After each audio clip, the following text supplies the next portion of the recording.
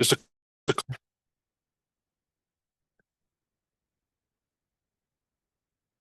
hello, everyone. Hi. The purpose of tonight's meeting was to have a discussion about data centers, as we've had several of those already. We would like to turn this over to our solicitor to just to give you an update on the process and where we're at and what the agenda will be tonight. Thank you, Mr. Chairman. Yes. And just as a housekeeping matter, the board did meet in executive session on September the 10th after the September the 10th town hall meeting, and the board met in executive session this evening just before this town hall meeting, this special meeting, excuse me. This process started back in May, but accelerated rapidly about 12 days ago.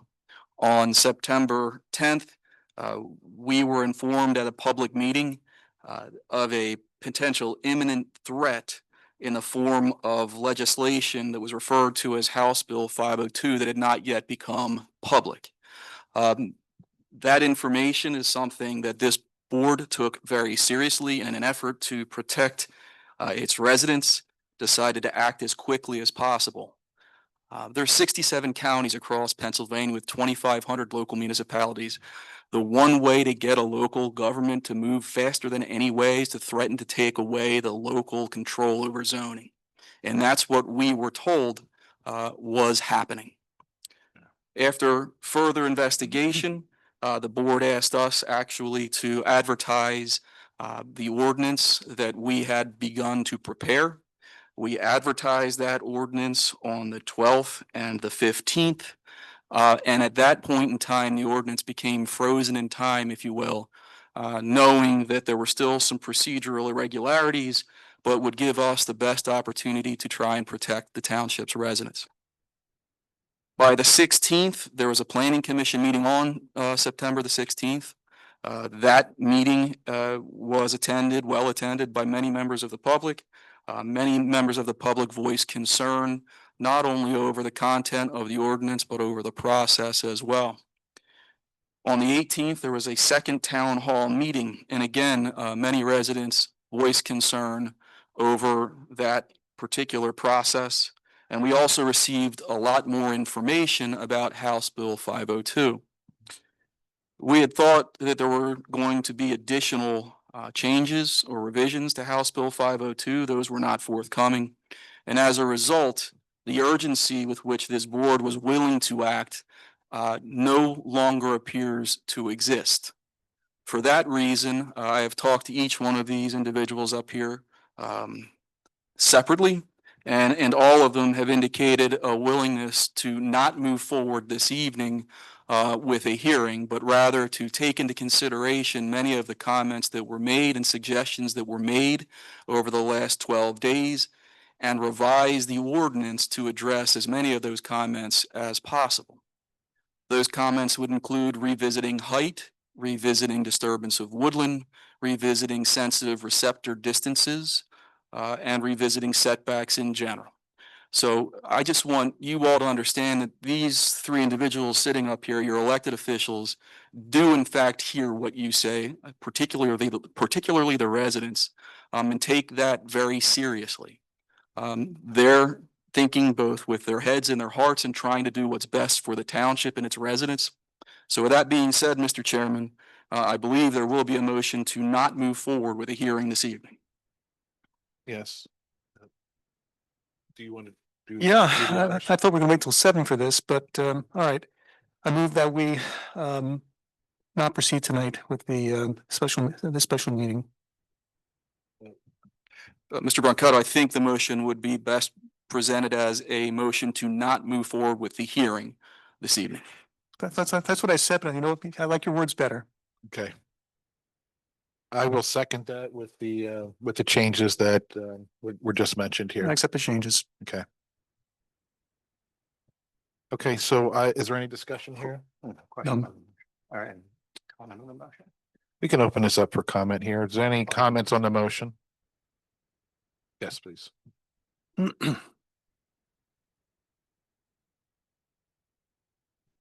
Steve Hacker, 881 Brown Drive. So just to clarify, what are we doing here tonight? Are you voting on the ordinance tonight? No, No, No. that's the No. difference between, you had a hearing and a meeting plan. So I'm wondering what this means. So This meeting was supposed to be, it was supposed to be a meeting before the special Board of Supervisors, public before the hearing. hearing at 7. And it's supposed to give people more of an opportunity to voice their views on the ordinance. Okay. Steve, this is the beginning of the new year for some folks. And out of respect for the fact that the hearing was advertised for 7 PM and would have been very close to sundown, which is the beginning of that holiday. The concept was a 6:30 start to the meeting to allow for public comment in the event that the hearing moved forward. The hearing is not moving forward. So what does that mean with the application that was put in on There is, Monday then? so again, and I apologize, there's no application. There was a conditional use plan that was submitted. There has been no conditional use application received by the township and no application fee received by the township. So I don't know the details of this. I was talking to another planning commission member of another township. Isn't there a way for you to legally freeze any applications that come in when you're in the midst of doing an ordinance? I'm So sorry, that somebody can't come in and drop a plan in before the ordinance is done? ask you one more time, please. Just say it again, please. What's the question?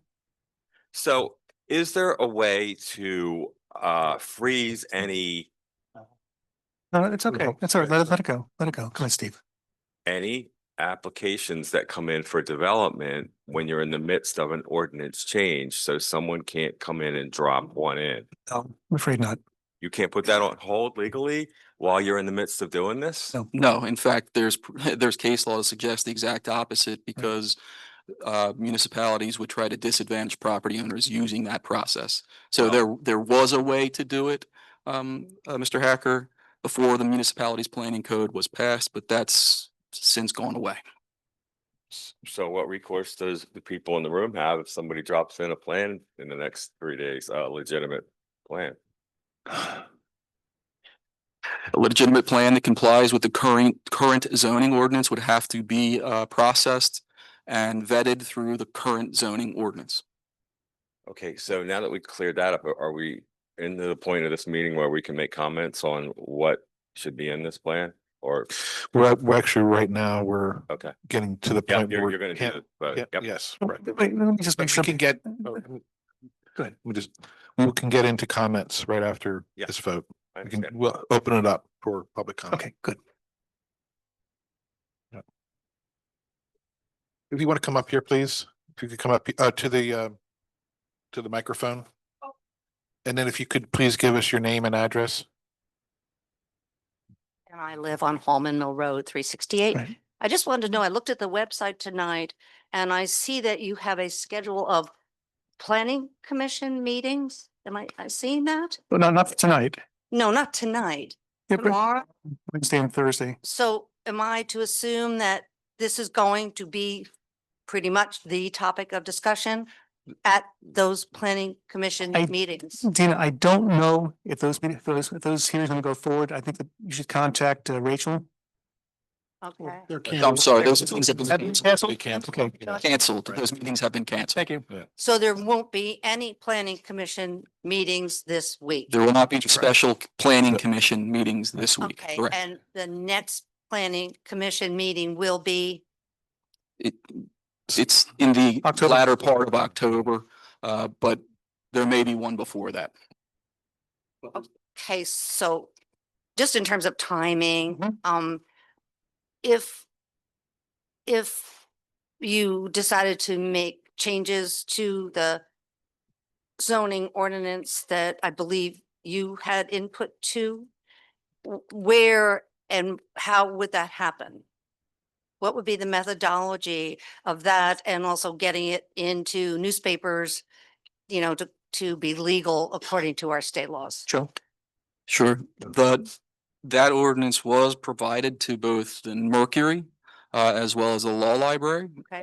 The ordinance as it exists today, the last version that has been posted on the township's website. That is the ordinance that the hearing was scheduled for this evening. That ordinance in its current form is not moving forward. there will be changes made to that ordinance. Once those changes are made, and they are reviewed by the Planning Commission as well as the Chester County Planning Commission, then there will be advertising and moving forward with a first hearing on that ordinance, assuming that this board decides to move it forward. Okay, so you're talking basically about a month from now, basically. At least. Oh, Okay, all right, thank you. Thank you for your questions. Is there any other questions on the motion? Okay, Anything online, Katie? I mean, Haley? I call the question? there is a Oh, question. there is. Okay, I'm sorry. Sorry, Gabrielle. Hi, are you able to hear me? Yes, we can hear you. Hello. Hi, Hi. my name's Gabrielle Guerin. I live on Peony Lane in the Spring Hill development. So I wasn't at any of the previous meetings. I just heard about this really today. Our whole community is kind of we're anxious about the thought of this new data center and potentially even like a tire burning facility cropping up at the Penhurst location.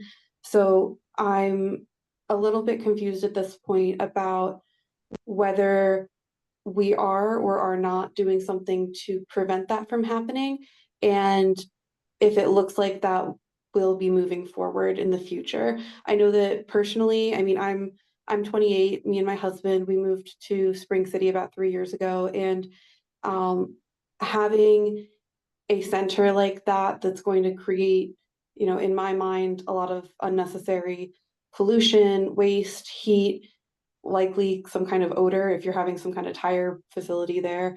All of that I think is really not conducive to having a family-friendly town that is what we thought we were moving to. I know that it was only a few years ago that that Spring City wasn't sure if we would be able to, maintain having the elementary school there because the population was declining. And, over the past few years, we've been able to bring in more houses, more families. And I think it would be a real shame if we allowed something to happen that would make the town really not a good place to live, something that, families would be moving away from, property values would be decreasing. And so I just want to be really clear, what is the board doing to prevent that from happening? And do we think that it's going to be able to make a coherent legal stand against somebody coming in and doing that? This is Garen. What I would like to do is I'd like to delay responding to your questions, and I think a lot of other people have similar questions, which you have a great question here. I'd like to delay that until after the vote, and then we will open this up for public comment. But we will get back to you right after. I think after we vote here, we will respond to your question here because it's a great question. Thank you. Yes. Okay. So, is there any other questions on the motion? All right, oh, sorry. Go ahead. Will you come up here, please? My name is Elaine Curry, 112 Finkbeiner Road. Okay, thank you. What are you voting on before we get to the questions that are important? Because this young lady brought up what we're all concerned about. I mean, that's the meat of the subject. We're scared that some tire burning thing is going to come, and we live in the country. I have eagles and deer and fox, and Why don't we? this is why I live here. I can answer your question. The questions are on this motion to not have the hearing tonight. So right now, all of the questions that you have about the concerns related to data centers and so forth, and maybe the land development process, we should wait until after we do this vote, and then we can get into all those questions What are that you you have. voting on exactly? Sorry, I'm Just what we did a motion on just now. oh, whether you're going to have a meeting or not. Mr. Chairman, Yes. Maybe if I can't, this stops the process with this ordinance that's going through. By this vote, it stops. There's no hearing. And that this will end by this vote will end this ordinance from moving any further Okay, well, as it exists today. all right. Why would we ever want anything like that here, ever? We can. And I think I think a lot of this is again, it's I think what was explained before. the supervisors heard of what could happen, which basically at the state level would take the ability at this level, the local level, would actually strip our rights away, that we'd have no say, no input. It would, How are you going to fight that? well, that's where it came to some new information where that's actually not the case of what's happening. Okay. So that's why the board is now putting a pause on this now and saying, okay, we're going to stop this. And then everything that we've heard over the past week and a half, what the planning commission was working on, what EVA had submitted, all of this then is going to be a rewrite that's going to incorporate a lot of this, which is going to reduce just a couple of, the height is going way down. The distances, setbacks are going to go up to expand. Sorry, I was going to say go down, but to expand those. What about pollution? Decibels. Like tire pollution. burning? No. Two different things. What's So- talking about is the ordinance which deals strictly with the data centers, which we're referring to as the carbon black plant. That's not part of this ordinance. Let's, if you don't mind, I don't mind because we don't, you have the information and we have bits and pieces. That's why we're nervous because we don't know. understand exactly. Yeah. let's get past this motion, then We we'll completely get it. talk Yeah, about this, we if got you it. don't mind. We're not cutting you off, believe me. Right, no, we're not. Okay, It's a good question. We're gonna get to all that. all right. I second the motion. And I call the motion rather. Yeah, I second the motion already. So- So you asked. I call the motion, Okay. right. All in favor? Aye. Aye. Aye. All right. Okay. Now to Gabrielle's question, can we have Bob or Joe address that, please? Yes, and it's in a, and It was strictly relating to the carbon black plant. Right. When he was talking about bringing that black carbon plant, I know I had a conversation with him that that's an absolute no-go.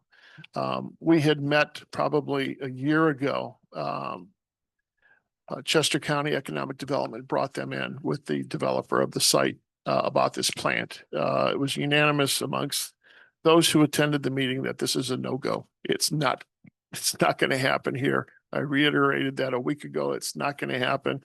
Under this ordinance, the way it kind of sits right now, which I know our solicitor will do an outstanding job of on the next craft, is basically to make sure that use is not there. It doesn't belong there.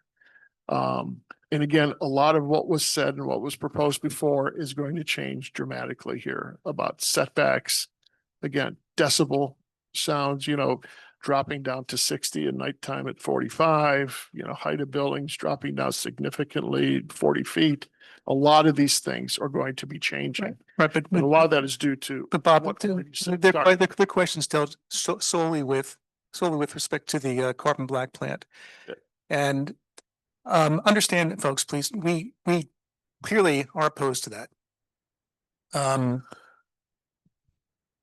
At the risk of sounding like a lawyer, and I am, please understand that we have an ordinance that allows for certain types of activities throughout this township. One of which happens to be an industrial ordinance, which is what this the Penner's property is zoned for. So long as somebody comes forward with a use that falls within the ambit of the zoning ordinance, there's not much we can do. Now, having said that, carbon black, that is in our collective view here, so potentially detrimental to the interests of this township and our residents that we'll do whatever we can to stop that. so.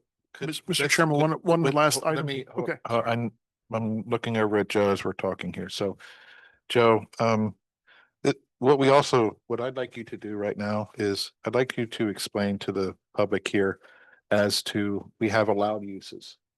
And that generally we should not be or you can explain the process that we go through here and how we generally we don't want to say that we will not allow this or that. If you could sort of explain our responsibilities around this and that even though there's maybe significant concerns about something that comes in, just explain to the public in general, just for their for educational purposes here, how we go through the process of dealing with applications that come in and how we deal with even difficult situations that the public will bring up. And we definitely hear this through all the comments and in all the meetings. Just, if you could explain a little bit and talk about our legal responsibilities, please. Sure. One thing that I do want to remind the board collectively is that there are conditional uses that are allowed in this zoning district. And multiple uses could be put together and come forward as a conditional use. And if one of those uses was perhaps this pyrolysis plant, that would be before you as a conditional use. Now, I think where you were asking me is in Pennsylvania, each municipality, unless they're part of a larger regional planning group, stands on its own. The zoning stands on its own, municipality to municipality or county to county, depending upon where you are in the state. Further west, unless you get into the more populated areas, there's more county-wide zoning. As you get further east towards Philadelphia, it's more local zoning. So that's called, the zoning regime is called Euclidean zoning after the case of the city of Euclid. That means that we as a municipality have to provide for all potential uses within our boundaries. So those uses can range from residential to industrial, whatever, anything that you can think of. Many municipalities years ago got caught by not providing for certain uses within their boundaries. So as a result, many municipalities adopted catch-all provisions in the industrial zoning districts, for example. And we have one here in East Vincent where there is a catch-all provision that, and I'll paraphrase, but basically states that if there is a use that's not provided for anywhere else in the township, then it can go into the industrial zoning district as a special exception.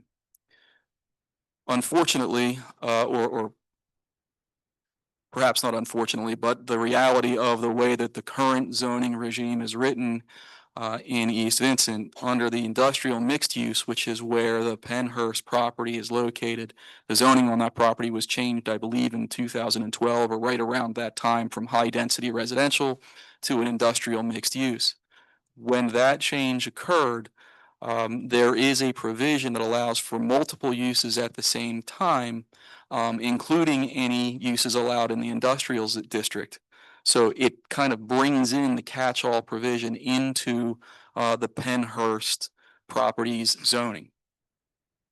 That creates a bit of a complicating factor. I'll call it mixed use is allowed by conditional use. And in the case of a conditional use, this board would sit in a quasi-judicial capacity. They would sit and hear evidence relative to a conditional use and how the use affects properties around it. There are specific criteria in the zoning code that must be met. But at the heart of it is basically a view of how does this use impact public health, safety, and welfare. Once that process is complete, if in fact there is a conditional use granted for that particular group of uses, then it moves on, that application would move to a next phase in a land development phase where the actual land development issues, things like stormwater, building siting, those things would be addressed in the land development phase of the project. One other thing to keep in mind is that as projects move through, they need to comply with the underlying zoning, whatever that zoning may be. Right now in the industrial mixed use zoning, a by right standalone use is manufacturing. And it's very difficult to see how a potential pyrolysis plant use is not in fact manufacturing. You have a material that is exposed to heat and pressure. That material is then broken down. The result is a diesel fuel byproduct, a raw diesel byproduct, and the carbon black. And we're talking about tires. When I say the raw material, there's tires.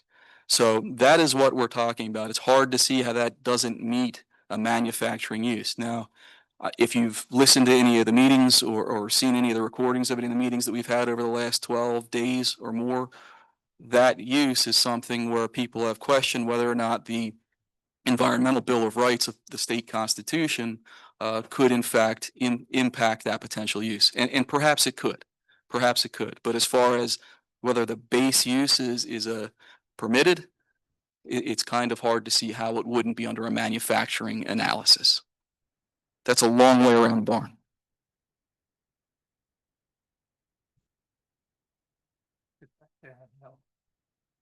Yeah, Sure, please. Representative Frio, if you could come up here, please.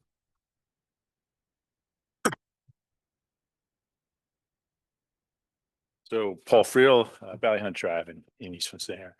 So I'll put my rep hat on for a moment, just because you mentioned House Bill 502, and I've seen a lot of information around 502 online. Some of it very, very far afield from the actual bill. So House Bill 502 is referred to the reset bill, which was introduced by Representative Mandy Steele out of Western Pennsylvania. And it's backed by a variety of environmental groups. And the original intention is to create a statewide board that would cite power generation facilities like solar, wind, because a lot of those facilities in Western PA and other parts of PA are not able to get through. Part of it's the NIMBYism of, everybody wants, clean energy, but not in my backyard. Problem with the way HB 502 was drafted, it's basically a rubber stamp board that whoever is in power would be able to, influence the decisions of that board. So the construction of the board eliminates all local import, and there's no voting rights given to local municipalities or local stakeholders. So that was a big challenge with that bill, why I opposed it, why many people here in Chester County opposed it. There are some, so it didn't run. It has not run through committee, so it can't be voted on in the House yet. There's a amendment by Representative Chris Pielli in Westchester that would considerably change House Bill 502 to add local input and local votes and local stuff. It was there to try to put some of those protection in place in case it did make it into the budget or the governor's plan, lightning plan, which is their energy plan.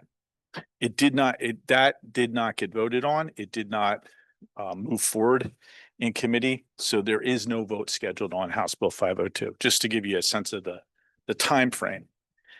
The other important thing in terms of this discussion with House Bill 502 and data centers, in Representative Pielli's amendment, it explicitly excludes power generation facilities that use the power on site for whatever use. So a data center, manufacturing facility. So if you have cogen on site, if it's drawing more than 50% of it for that use, it is not covered under the reset board. So it would not apply, meaning that the reset board would not be able to make a decision to override local government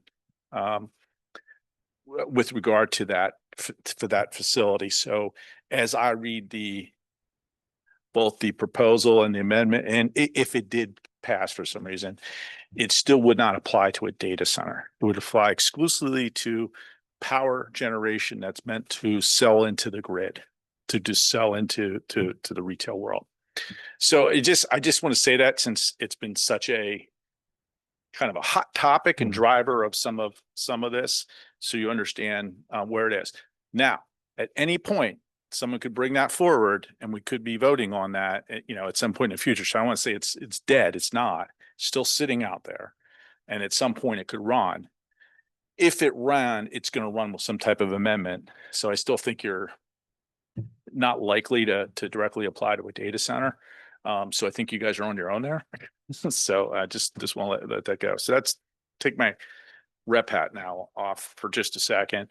And as a resident, I just, I appreciate you guys considering really adding protections to the community for the proper use. I understand in industrial zones or, in this type of place, there are by right uses. However, within that scope, we absolutely have a responsibility that we can put in the rules of how they're built, how they're constructed, and what they are. So I hope, and as a resident, to say, I thank you for really considering the recommendations, taking time to put in strong protections, both environmental and community impact studies, and put the onus on those building these types of facilities to really do their job.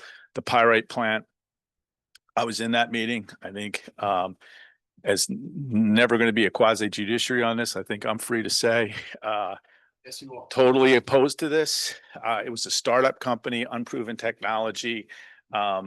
Even though it's a recycling process for tires, but it's still going to pollute because you're burning diesel energy to and stuff to and going to be spewing that out into the air as you're doing that process.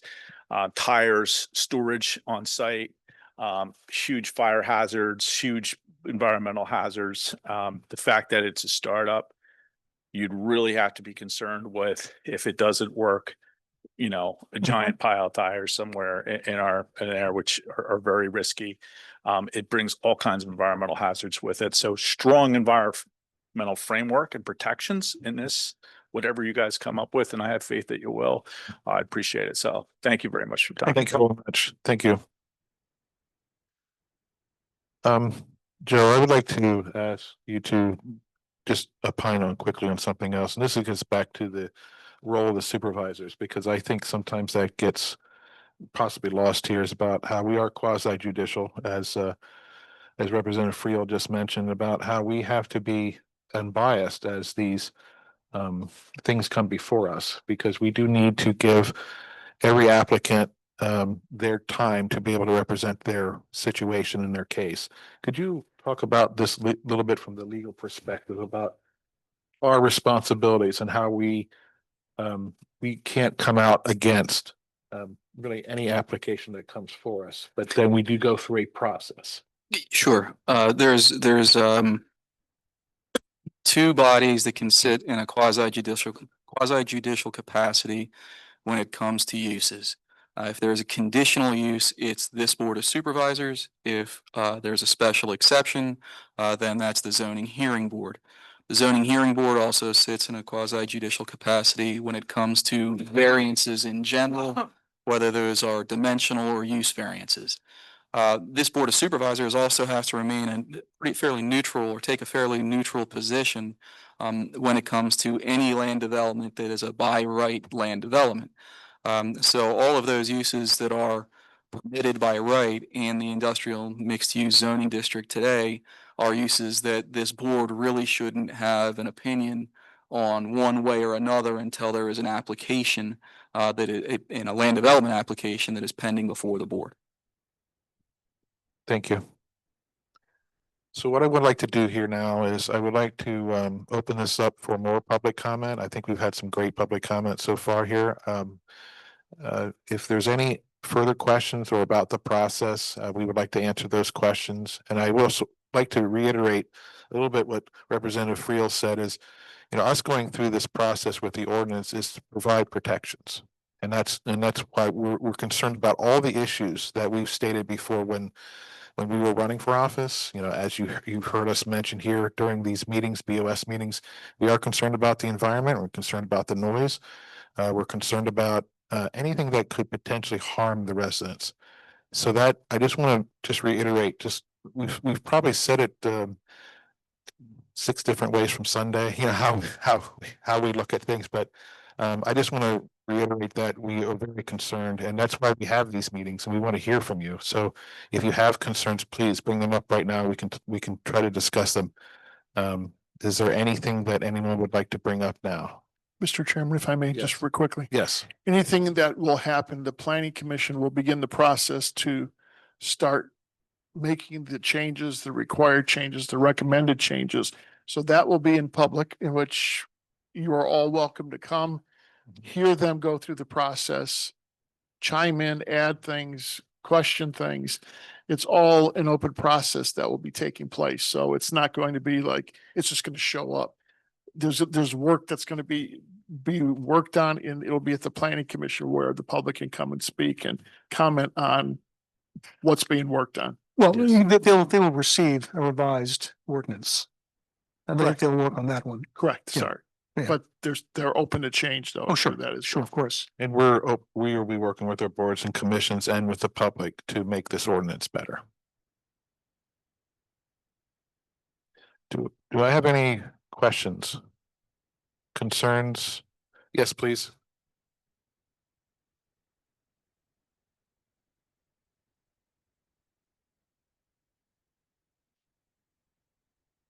Hello, Christine. Hi, Christine McNeil, Nottingham Drive.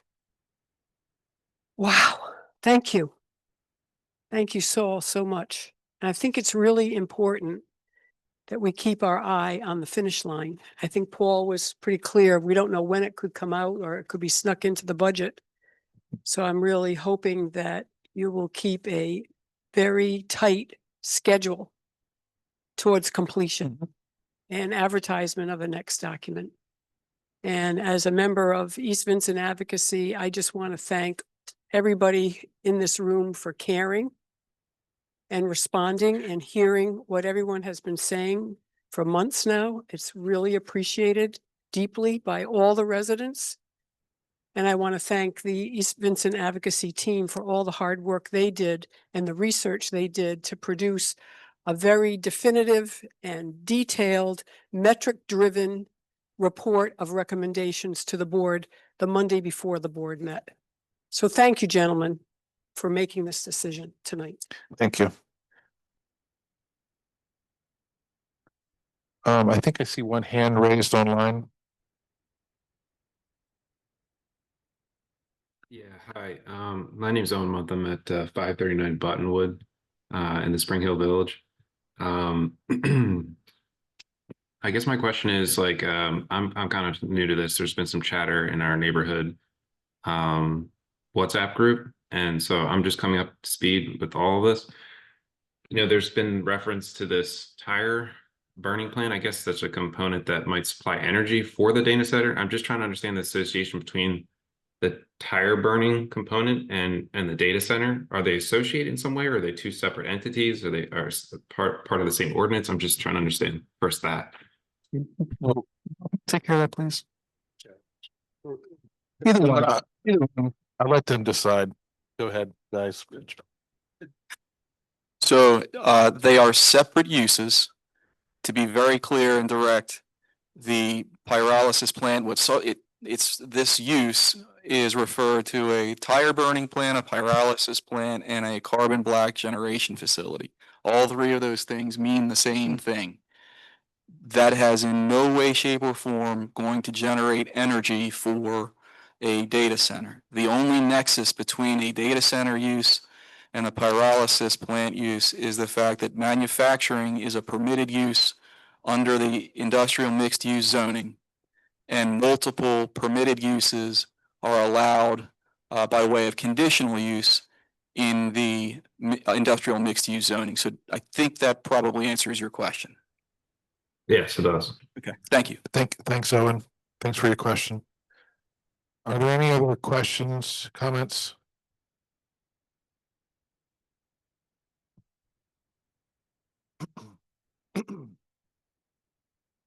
Okay, Steve Hacker again, 881 Brown Drive.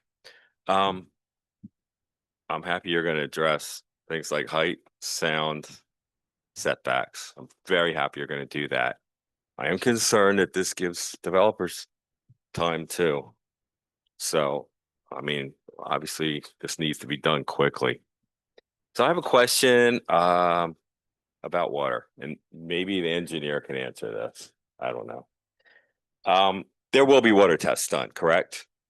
Both to test that there's enough water to do this, right? That's part of the process. Under the existing draft, there are water tests that are required.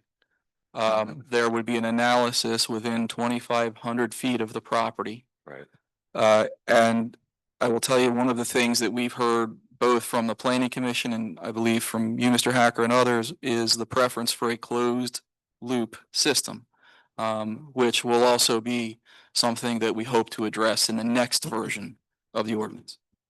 Because what I wonder is you know, when there's testing done for water, is that a test that there's enough water for this particular project to go? Does it take into account future projects? Because this is probably not going to be the only data center in this area. So is that taken into account with all the developments and possible, you know what I'm saying? Like, is it just there's enough water for us to do this, so we do this? Or is there really thought put into what's going on? You know, what's coming next? Well, I can answer that in two ways. Typically, yes, and we would require that that be done and that be part of the analysis. The second part of my answer would be is I've made recommendations and I believe it's going to head down that road. I want to speak for the board, Roger, but is it on? I think it's on. Can you hear him? Can you hear me? And the second part of that answer is I've made recommendations and there's already been discussion about requiring public water for a facility such as this and not allowing any withdrawals from wells or groundwater. So that would eliminate the need for a lot of that testing that you're concerned about. Well, American Water Works has wells and takes water out of the river too. So in effect, I mean, the water is still coming out of the ground, even if it's public. So, go ahead. The current facility that's being constructed will withdraw water directly from the river and it's permitted as such. Well, I believe they take well water too. I know the one that's there now does. The one that is there now does. So let me ask you this then. Suppose wells start drying up 2 years, 3 years, 5 years down the road. What would the public's recourse be for that? I speak personally because, as I've said before, my well went dry. My neighbors went dry within the last 12 months. I found out at the last meeting that up on Park Road, there was people that were having water problems too. And I can tell you it's going to be $20,000 plus if it happens to you. So is there any recourse against a company that pulls too much water and resources out of the ground? And will that be in the ordinance that if there starts becoming water shortages due to this plant, the public will have some recourse? And any large user is required to get a permit from the Delaware River Basin Commission, which limits them to certain withdrawals. And there are studies that are undertaking at that point before they're permitted. I believe the recourse would go back through that body.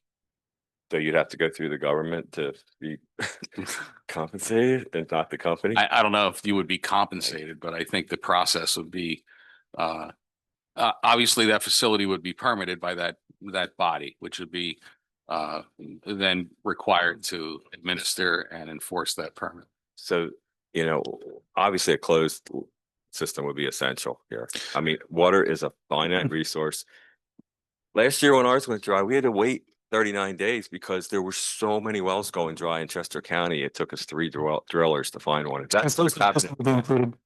You know, it has, I was just going to, yeah, Mr. Hacker, I just want to be able to say that, you know, the closed loop system is in the current, I think it's the Okay. second iteration. It's not, it'll be, It's referenced. I wouldn't wait. no, it's not referenced. It will be in the next. Well, the one thing I would say is, with modern technology nowadays is, there's an advantage to going to closed loop systems. And we see this right now with a lot of servers, even with small desktop computers where they have closed loop systems to help to keep these computers cooler. And if you look at some of the documentation out there, which I advise everyone to look out there on what we're talking about here with closed loop water systems, it would greatly diminish, you know, the amount of the need to get water from various sources, whether it be groundwater or from the river. And if you can keep it without having to introduce you know, more water in there or for whatever those reasons are, then that does address some of the concerns that you have right now about the wells. But again, this is something that I know that you're going to be probably part of the process from a resident standpoint about the wanting to see these changes for the ordinance, and we will continue to keep addressing that. And I will just say I really want to see some more on the closed loop water system because it is the future. It is what a lot of companies and stuff are doing right now, even for small data centers, you know, or for just servers that they have in their companies. And I think it's a great thing to include. I'm sure it's more expensive, but I wouldn't waver on that one at Yeah. all. The only last thing I want to add is there will be something in writing about decommissioning this plant down the road, right? In the event All of these concerns will be addressed. Hang on that, please. Joe? Decommissioning is something that is difficult to address in a one size fits all ordinance. However, yes, there will be something about decommissioning through the special exception process that'll be site specific. Thank you. Thank you for your questions. Yes, please. Yep, yeah. And then after Monica, we have someone with their hand raised online. Monica Scriver, Valley Creek Lane. I want to thank you for the decision you made tonight. One of my favorite quotes is, "Fools rush in where angels fear to tread." And so I really felt like what was happening here was we were missing a lot of the guardrails, as Paul said, and as everybody knows. So I want to thank you for that. And I think that the impetus for the town hall meetings was in a Board of Supervisors meeting where I was bringing up the point that a lot of us were coming with environmental concerns and things that we wanted to suggest for the ordinance, and there just wasn't any time in the planning commission meetings. So how are we, because it would be nice if it could be like more of a workshop. Are we pretty much, we gave this is it to give our suggestions, and then we're gonna we can watch the process in the planning commission meetings, but we aren't going to be able to contribute, because what happened was there were so many things, as you know, with data centers and guardrails, we weren't getting to bring up everything in the time of the planning commission. So how is this process going to go, that if there's things and I have data, I have lists and I have data and I have concerns, and it's because people are living nightmares because of data centers not having the correct guardrails. And a lot of it's because they're not where we are now. And so they didn't know. But see, we know, and we know the stories, and we know the sleeping in the basements, as people have brought up, and children thinking that aliens are attacking because of the noise. They're having nightmares about it. So what do we do? I mean, are we going to be able to contribute, or is tonight our last night to kind of say, hey, here are our concerns? This is definitely not our last night. There will be a series of times for amendments and to include that in the ordinance, and this will be an ongoing process. Okay. All right. So just to pull that curtain back a little bit, Monica, there were a lot of comments made at the last planning commission meeting. The motion from the planning commission listed several things that they wanted to see addressed, that the planning commission asked to be addressed before they make a recommendation. So the hope is that we can address a number of those things through revisions and amendments, bring forward something that is revised, have that discussed, have a public input process, and then there will be potentially opportunity for action. And we'll do that, even though we're kind of pulling back a little bit, we are going to keep pace with that so we can get this set. It's the idea. Okay, great.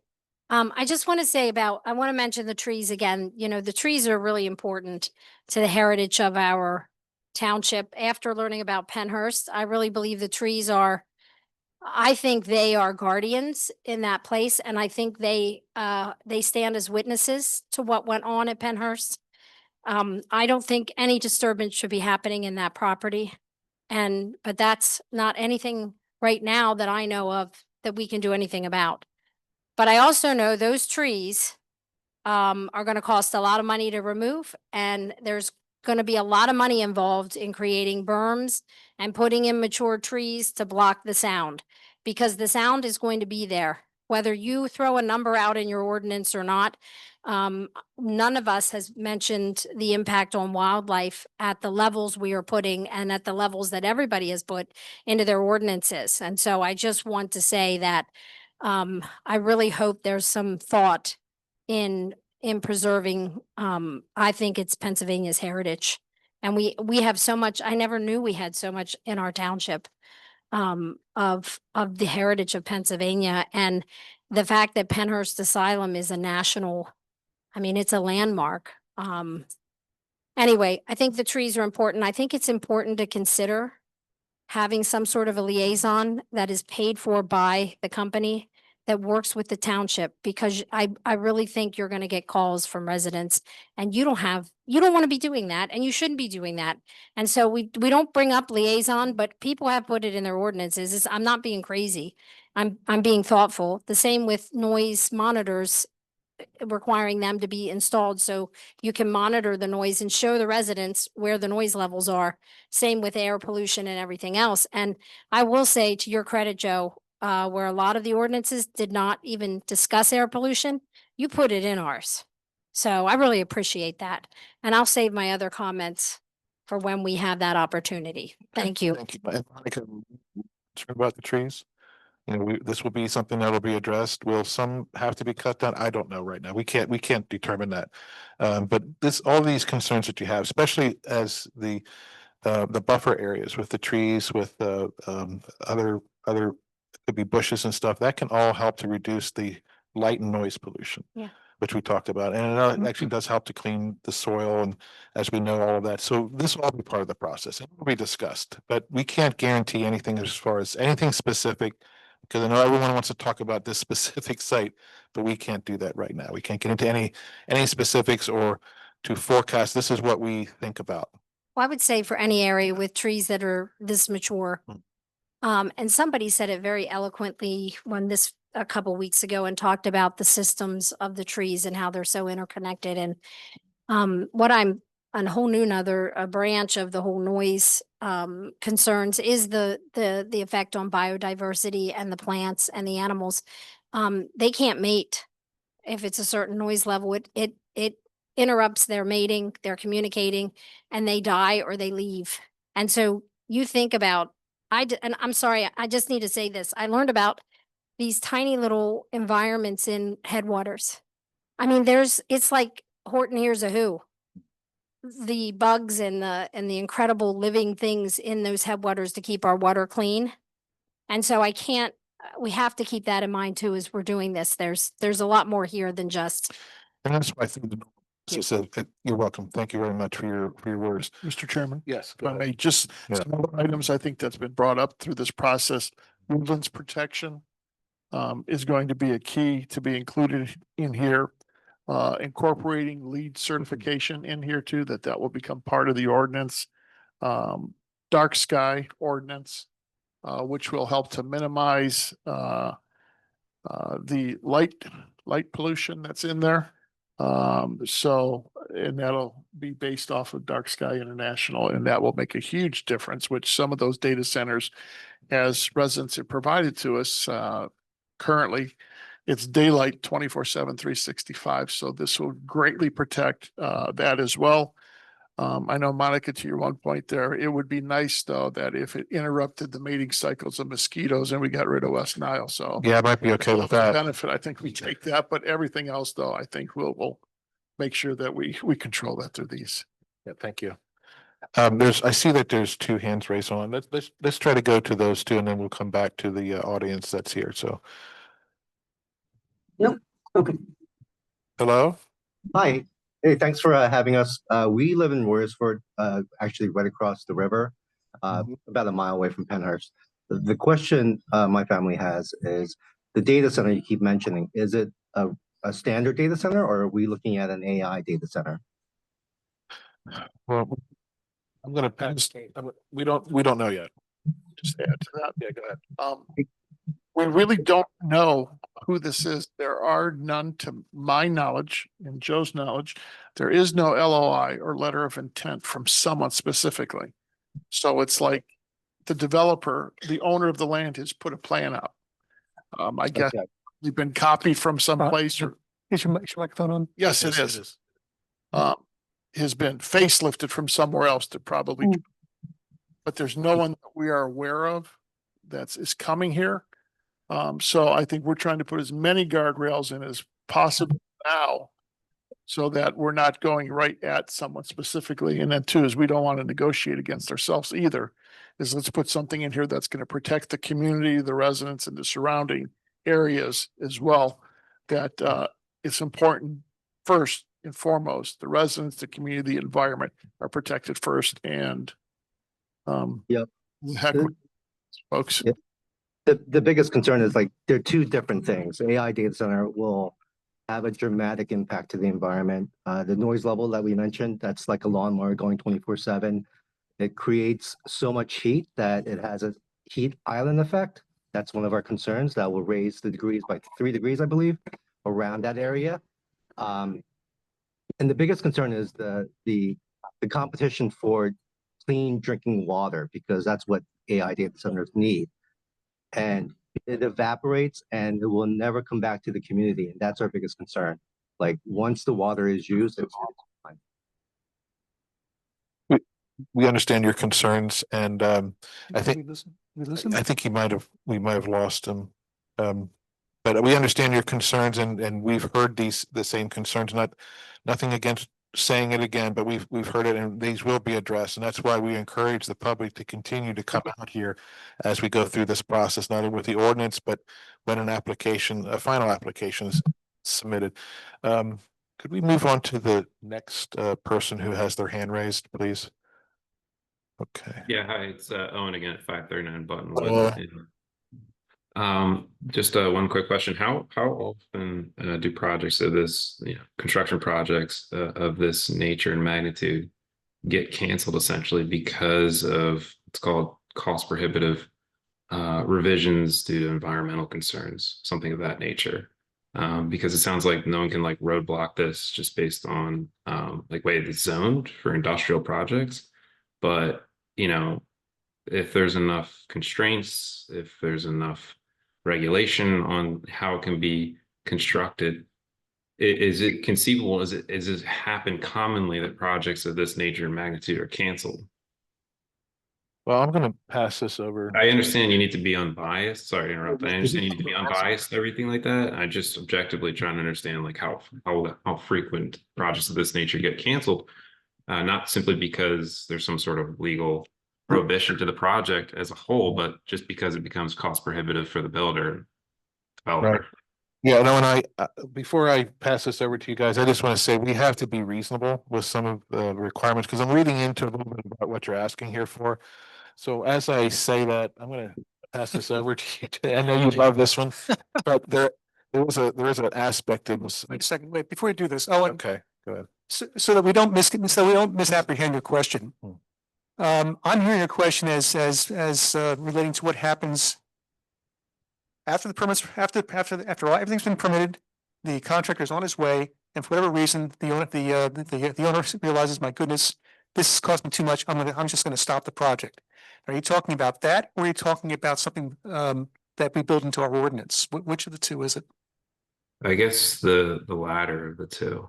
But either one could be interesting. Well, You understand probably the underlying incentive behind my question. Obviously, if I'm being transparent, I moved here just a couple of years ago. My situation is somewhat unique, but I'm rather confident that there's other people in my boat, whether they realize it or not. I have a immune disorder called mast cell activation syndrome. It's related to a genetic disorder called Ehlers-Danlos syndrome, which is pretty common. It's estimated about 1 in 10 or 20 people have it. Basically, this immune disorder makes me very sensitive to chemicals and other environmental triggers of sorts. I actually been doing a lot of very expensive, amounting to almost $100,000 of renovations to my home to accommodate my disease. So I've invested a lot of personal time, energy, resources, just moving here from Westchester just a couple of years ago to make this my new home, and to think that this could be basically uprooted by a plant that would be burning petroleum-based products like tires, or a data center that would be very disruptive just from a stimulation standpoint. Obviously is worst case scenario, worst case nightmare. I think So obviously you guys wanted to receive these comments, and so I just wanted to give you sort of like my personal position on the matter and what I'm afraid of here.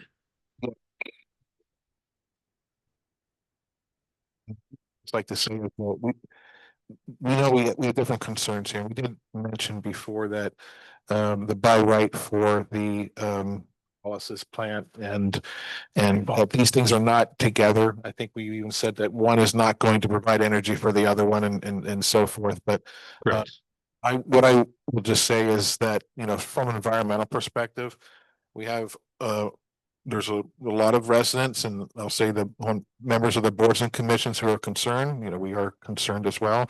And we definitely want to put in the reasonable protections in for the public. And Joe, do you want to just mention a little bit about how some of that does get incorporated into an ordinance as we go through the process of establishing these types of protections, just in general, just for people's knowledge?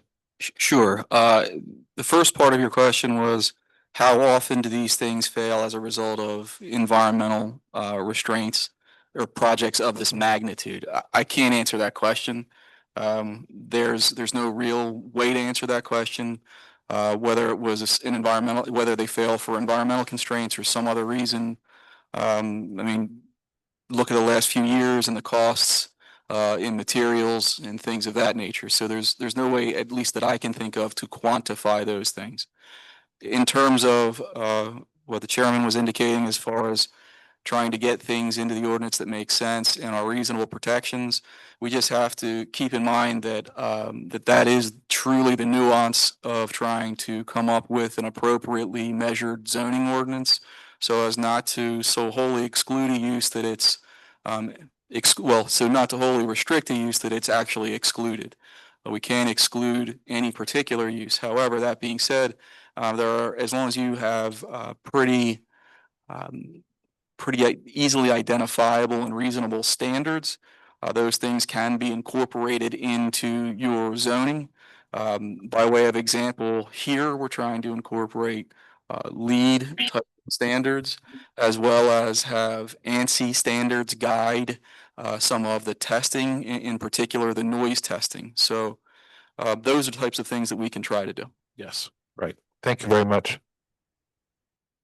Anybody else online? There's no one. Okay, no one here has their, yes, please. You come up here.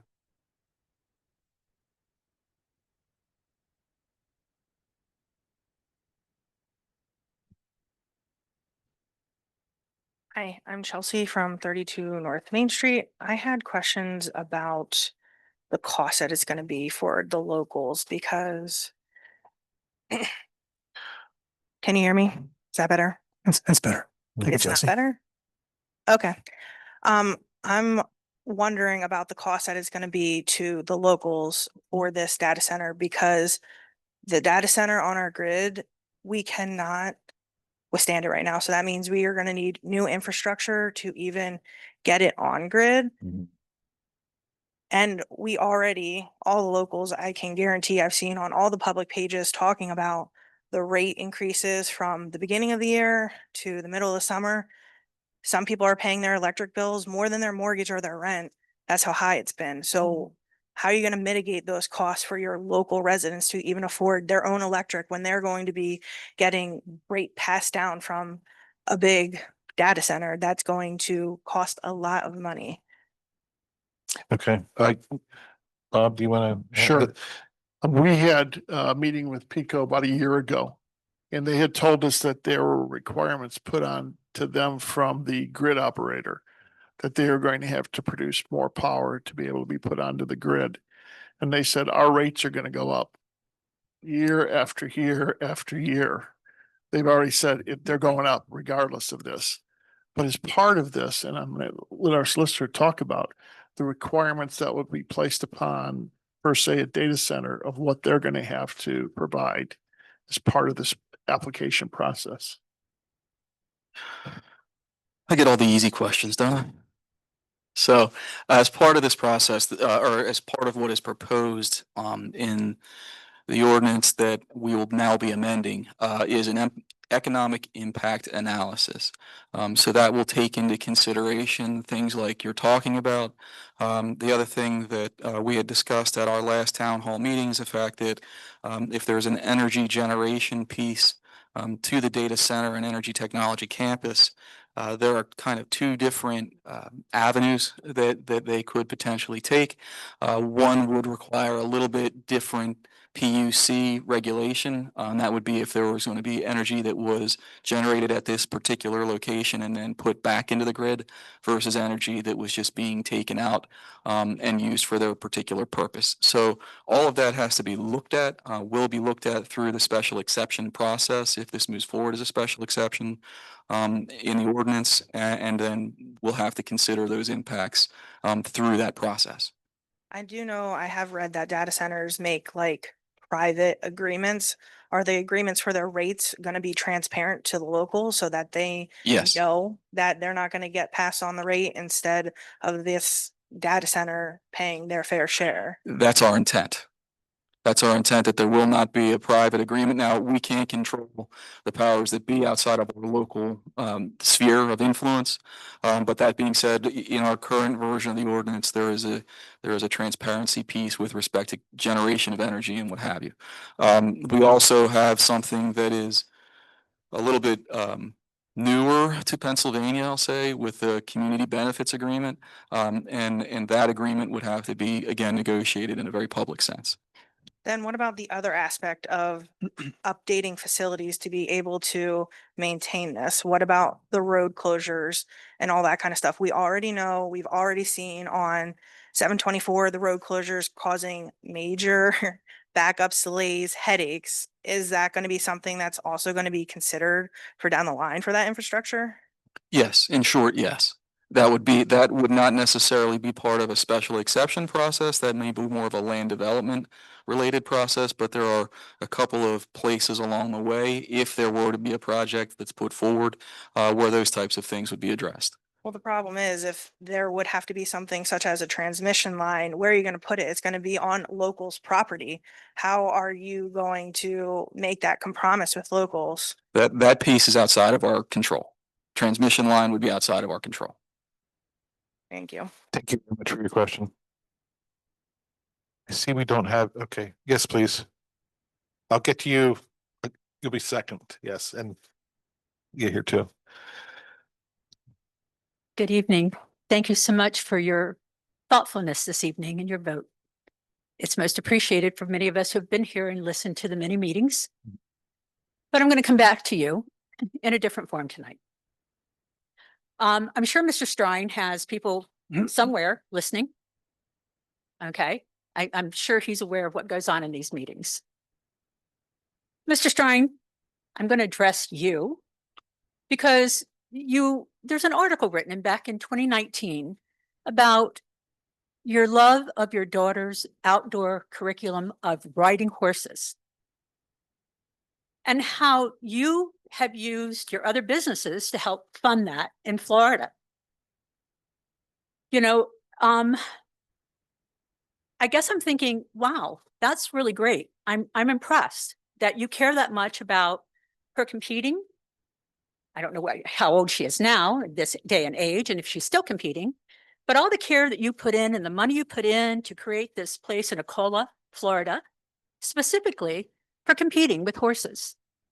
That open space, that land, and you stated in the article about how Pennhurst has helped you fund this. Well, I'm grateful for that you've had that great ride. But again, Pennhurst has caused us on our street to have plenty of issues, like traffic. We're back to Pennhurst opening now. Traffic came down the street all night, Saturday night. I get to listen to it all night long. Every year, a piece of thing goes up at the end of Pennhurst Road off of Bridge Street where I can't turn down my street to get to my house. The sign says entrance down at Church Street. I get that. You're trying to get traffic to go up one way and bring them out Pennhurst or Brown the other way so that you don't have a traffic jam. Well, that's wonderful, but you know what it's like to come up and go to try to turn on your street? You can't because you got traffic coming down. You can't get in because you got it blocked off. That makes us have to go through the back neighborhood in Carrigan Village, increase their traffic, come up Marion to the stop sign and pray to God somebody stops at the stop signs that they run all the time and we don't get hit. So this is what we have put up with for years. so that your daughter can ride out in the lovely countryside of Florida and enjoy that peace. I understand it's your right. You own the property to do what you want with it, so to speak, because of the way it's zoned. Would you want this placed by your family with the environmental issues? What about Mr. Hunt's farm that's supposed to be preserved in his horses and his life? Are we even considering that? And this is what I'm trying to get you guys to understand. It's not that you don't have a heart. It's not that you don't care. I'm talking about the developer. Well, What if it was put in your backyard? What if your family had to deal with all this? That's what I'm getting at. What do you care? Because it doesn't affect you. I've got people throwing trash in my yard again, coming down the street, just toss it out their window. This is what we put up with constantly. You know, I've got developers up here at the water company. Some guy came down in a truck today flying down the hill and I screamed at him, you know, and I didn't say it nicely, which I got reprimanded by my husband for. But I'm tired of it. This has been going on. And this is what we're going to put up with if you develop this property and put a data center in. The construction, the cost to us living on these little roads in what we thought were quiet communities where we were going to raise our children, which we have, and end up our retirement there and enjoy life in a peaceful community. That's why we moved here 40 years ago. Because of the ruralness, you know, it was hard to watch the development go in on the Simon property because we had all this beautiful field and everything, but it's there. It's okay. It's fair. He's got to do that. I mean, I would much rather, supposedly, Mr. Strine, from rumor, is you have a big heart for homeless veterans. I'd rather see something go back there to help them, because what you're about to put in is going to do a lot of harm to the veterans that already live there. You know, they've served our country. They've given their lives for our freedom. And this is what they get in the end. Someone to put up something with all these environmental issues that's going to harm their health along with everybody else in the community. We already know this. The studies have proven it with these data centers. Okay. And what about all the money we've invested in a park that we've now got up there and the grants and our tax dollars for that and the Schuylkill River Trail that's supposed to be so wonderful that we're all enjoying that beauty? It's going to impact every bit of it. What do we do about those things? What happens to them? So I'm asking, please be considerate about what goes in down there. And if this board hasn't gone back to you and said, what else can we put? You know, housing. I'd rather have 200 houses down there than a data center. I would rather have housing for homeless veterans there than a data center that's going to create environmental issues. So, yeah, I'm appealing to you, Mr. Strine. I understand it's all about money, but in your comment in this article in 2019 was, it's not about the money. It's about helping your daughter have the life that she wanted. Well, help us have the life that we want and do something different. Thank you for your time.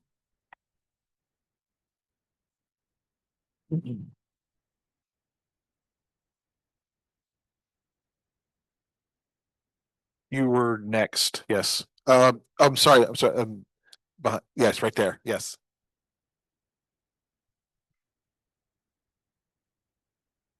Hi, Ashley Davis. I live in the Spring City borough on Broad Street. Thank you so much for letting me come here and speak today and for postponing the ordinance how it was written previously.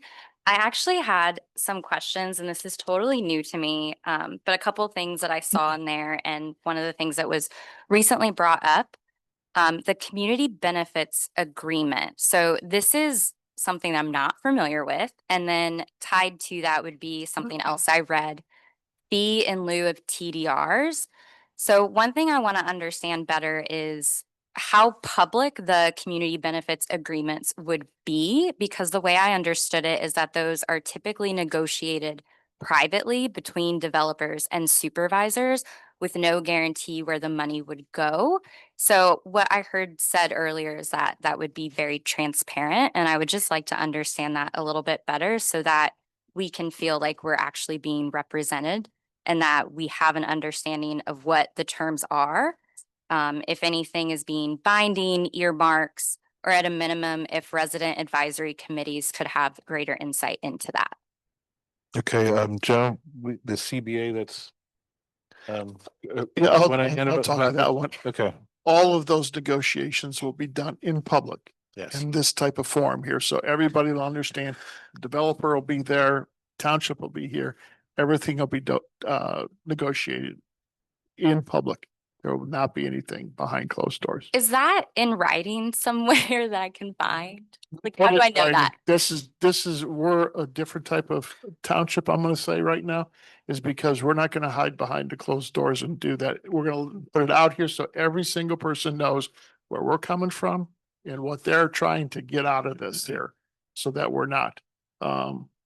This will be part of the minutes of this meeting, so you can go back and say, Bob, you lied or whatever, that it's here, that's gonna happen here in public.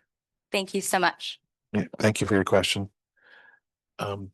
If you want, you don't, okay. Yes, please. I'll get to you next, person, gentleman in the back.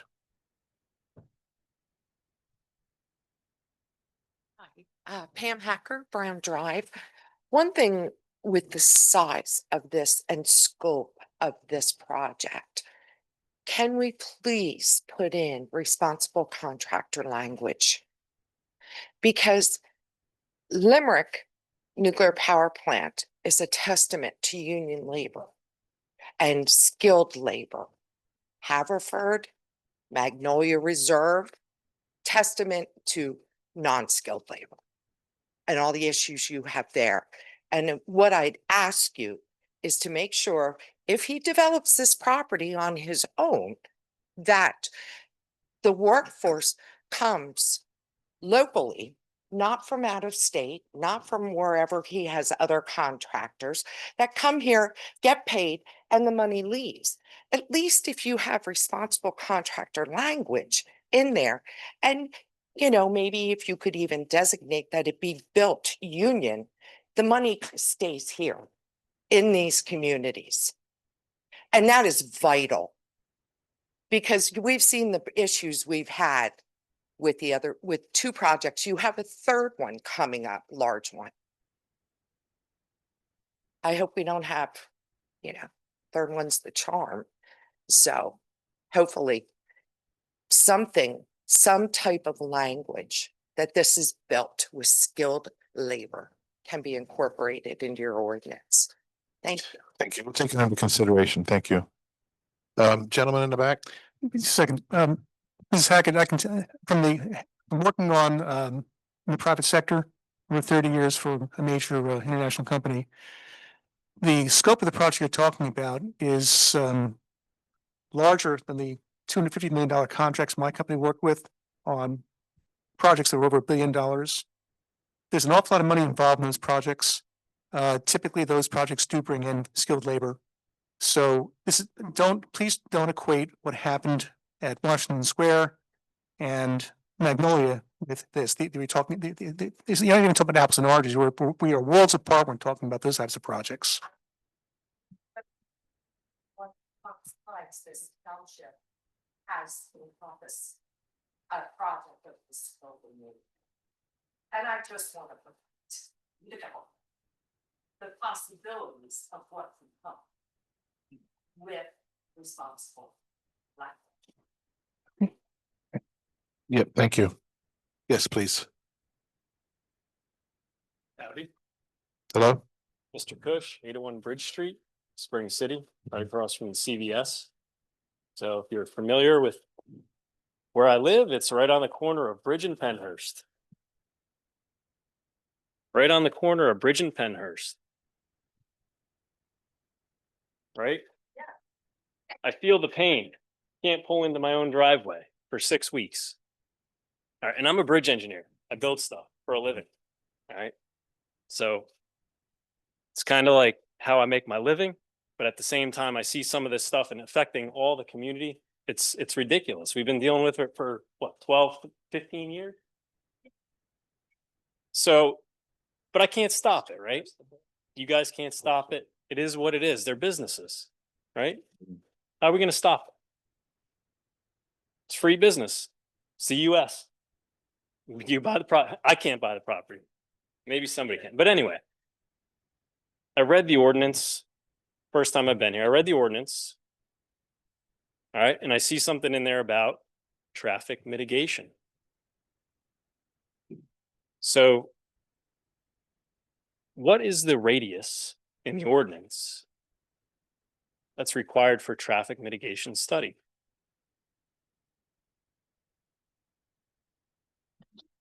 Actually, in general, because this comes up a lot, not just for a project like this, but for all projects, and they always talk about the radius.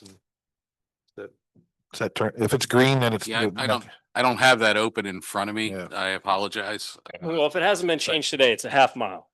That is what is drafted. That's something that we've received a lot of feedback about and looking at a potential larger radius. That'd be great. And we've actually been speaking with our township traffic. Roger is not the township's traffic engineer. Right. However, we're talking to the township's traffic engineer about that as well. And Yeah. typically that is worked out with PennDOT's assistance also, That's right. where they will identify additional intersections on state roads that'll be incorporated in that. So the half mile, how is that determined already? I mean, has anyone looked at this site? Half mile. My intersection is 0.6 miles from where this planned development is.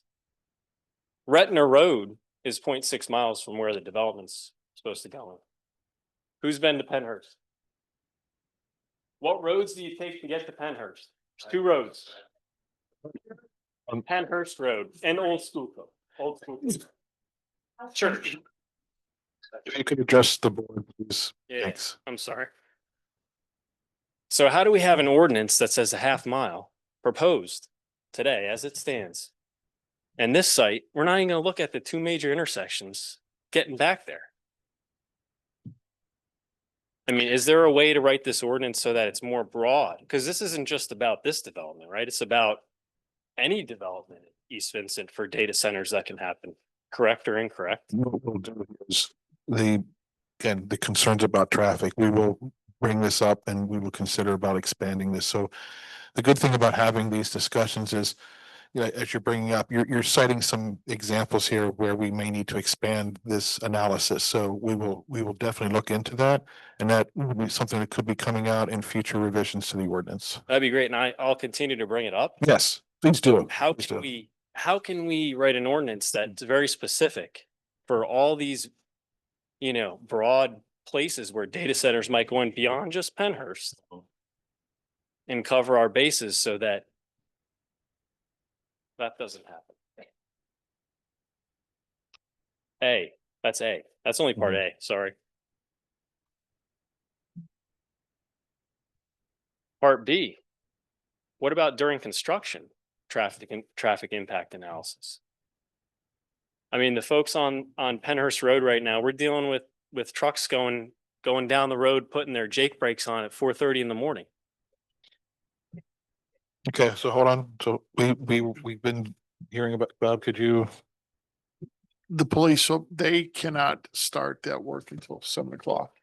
They can't start that work till 7 o'clock. So we'll be informing the part. And we will be having the police department cite violations. Can we add into the ordinance a traffic impact analysis during construction? It's gonna take 4 years for them to build this thing. It's 3 million square feet. If I did my math right. It's gonna take 4 years. So us residents on Pennhurst Road get to live in hell for 4 years with Jake brakes going on at 4. I got a 3.5-year-old son. Trying to get a good night's rest. Let alone that the trucks tear up the yard and they're throwing their lunch out on our yards. That's fine. I can pick up the trash after somebody else. But some of this stuff, we can build it into the ordinance so that us residents don't have to deal with this garbage, because that's what it is, garbage from construction workers that don't live in our community. And you all know what I'm saying. You can all agree you wouldn't want it on your road. Let's build it in now when we got a chance. But I didn't see it so far. And to randomly pick a half-mile radius when the 2 intersections getting into this place are 0.6 miles away. I mean, whoever it is, whoever the owner is down there, they've been good to me actually. But whoever it is down there is like, yeah, we don't have to do it. Or I don't qualify. I'm 0.6 miles away. I mean, let's get it in there. I'll keep bringing it up. You guys do your part. Everyone's happy. Thank you. Yeah, thank you very much. As part of that, when we talk about the CBA agreement, it is our plan administratively that we would bring on at their expense 2 additional police officers that would be monitoring Penhurst and Church Road and also patrolling the other areas so that there is full compliance. Just one other thing, we have heard these complaints before. Please keep bringing them to Bob's attention so that we can address, you know, the ongoing problems. Yeah, right. That you're experiencing. Again, we've heard this before, and Bob, I know you've been addressing it and with the police, and keep bringing them up, bringing those issues up. Yes. Mayor Barrico, am I pronouncing your last name correctly? Or okay. Hi, I'm Matt Borrego, Spring City.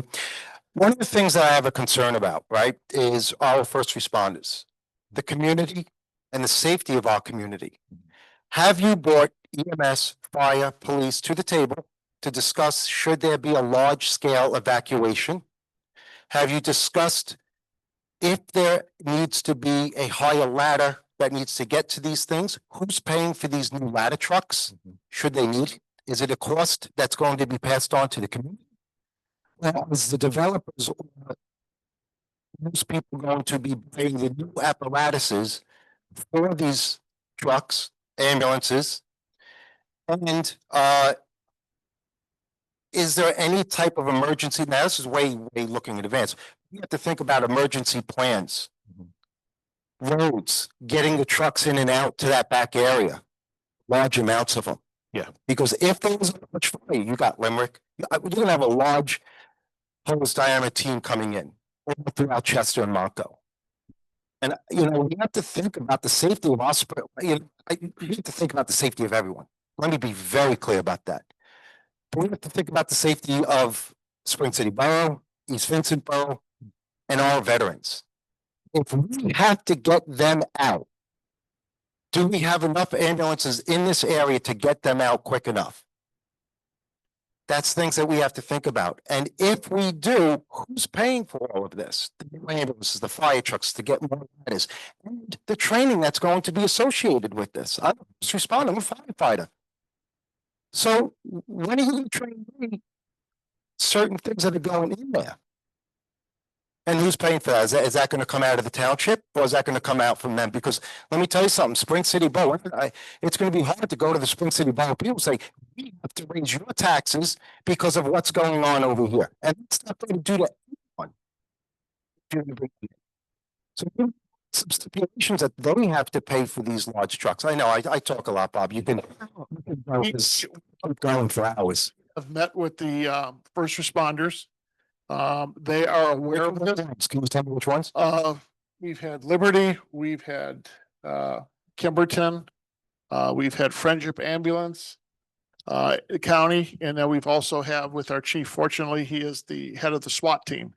So we've already had those conversations for the county. We also had told them that we need to get from them, and I said as we get closer here in the next several weeks, their feedback as to what equipment they would need. This will all be borne on behalf of whoever goes in there. It's not going to be on any taxpayer's penny at all. It's on their expense. They are also, we're going to require that they provide and pay for all training that needs to be done, whatever happens within a data center, what hazards are within there. It's on their dime that they're going to have to provide this training. If there's additional firefighters that are needed to be on staff to be able to protect us, it's on their dime. If the ambulance needs to add additional coverage, and they tell us, it's going to be on their dime to do this so that everyone is well protected in this area and that they are providing full freight. All payments are on them. Great, thank you. I truly appreciate that. No. That is great. And we'll continue to work with you, Mayor, too, on that as well. So as we continue to go on this road, everybody's going to be engaged in this process. Yeah, definitely. Thank you. Because there's a small community going back there, and it may not be houses, but with the amount of people that's going to be coming in with traffic, there's a community. Absolutely. So thank you. And I appreciate that. Thank you. Thank you, man. Thank you. Great question. Yes, please. Then I will get to you, I'll get to you next. Is there a way, can you tell me what the township budget is for open space? Do we have enough money to buy this land? Oh, No, not even close. no.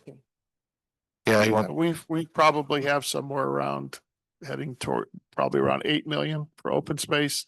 Asking price is 100 million. Oh. So there's a little gap there Do you have your on that.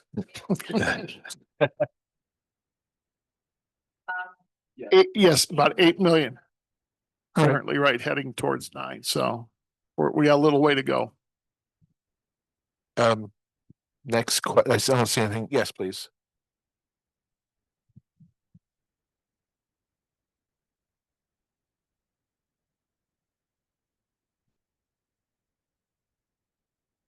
Hi, Chelsea again, 32 North Main Street. I wanted to caveat off of something he said about the traffic. I know for Philly, when they have road closures, they require police there on scene. Is that something that you could write in your ordinance? Because we only recently got a full-time police officer for Spring City, already tight on those resources. Why can't it be something the data center would pay and cover for during construction to have a police officer to make sure they're maintaining? Definitely consider that. Yes. Bob, she was mentioning about. Yeah, I know I mentioned before, but probably couldn't understand. This is something that we're going to require, that is part of this, that we are going to, from the township's perspective, bring on 2 additional police officers at their full expense that would be able to monitor all that's going on during the day. Construction traffic, anybody who tries to cheat through those areas, as well as inspections will be very much upgraded here to make sure we're controlling. They be from those Sorry? resources. East Vincent Township. And so what happens after construction, after bringing them on? Are they going to stay on or? My hope is that as part of this negotiation that these officers will stay. And then who would be fronting that if after they're done their due The- diligence of construction? As long as that data center still exists, I'm going to require and ask and propose that they pull this. Right, Joe? And would they be full-time employees or part-time? Full time. Thank you. Thank you. Okay, I don't see any questions online. I don't see any. Is there anyone here that has any questions? Yes.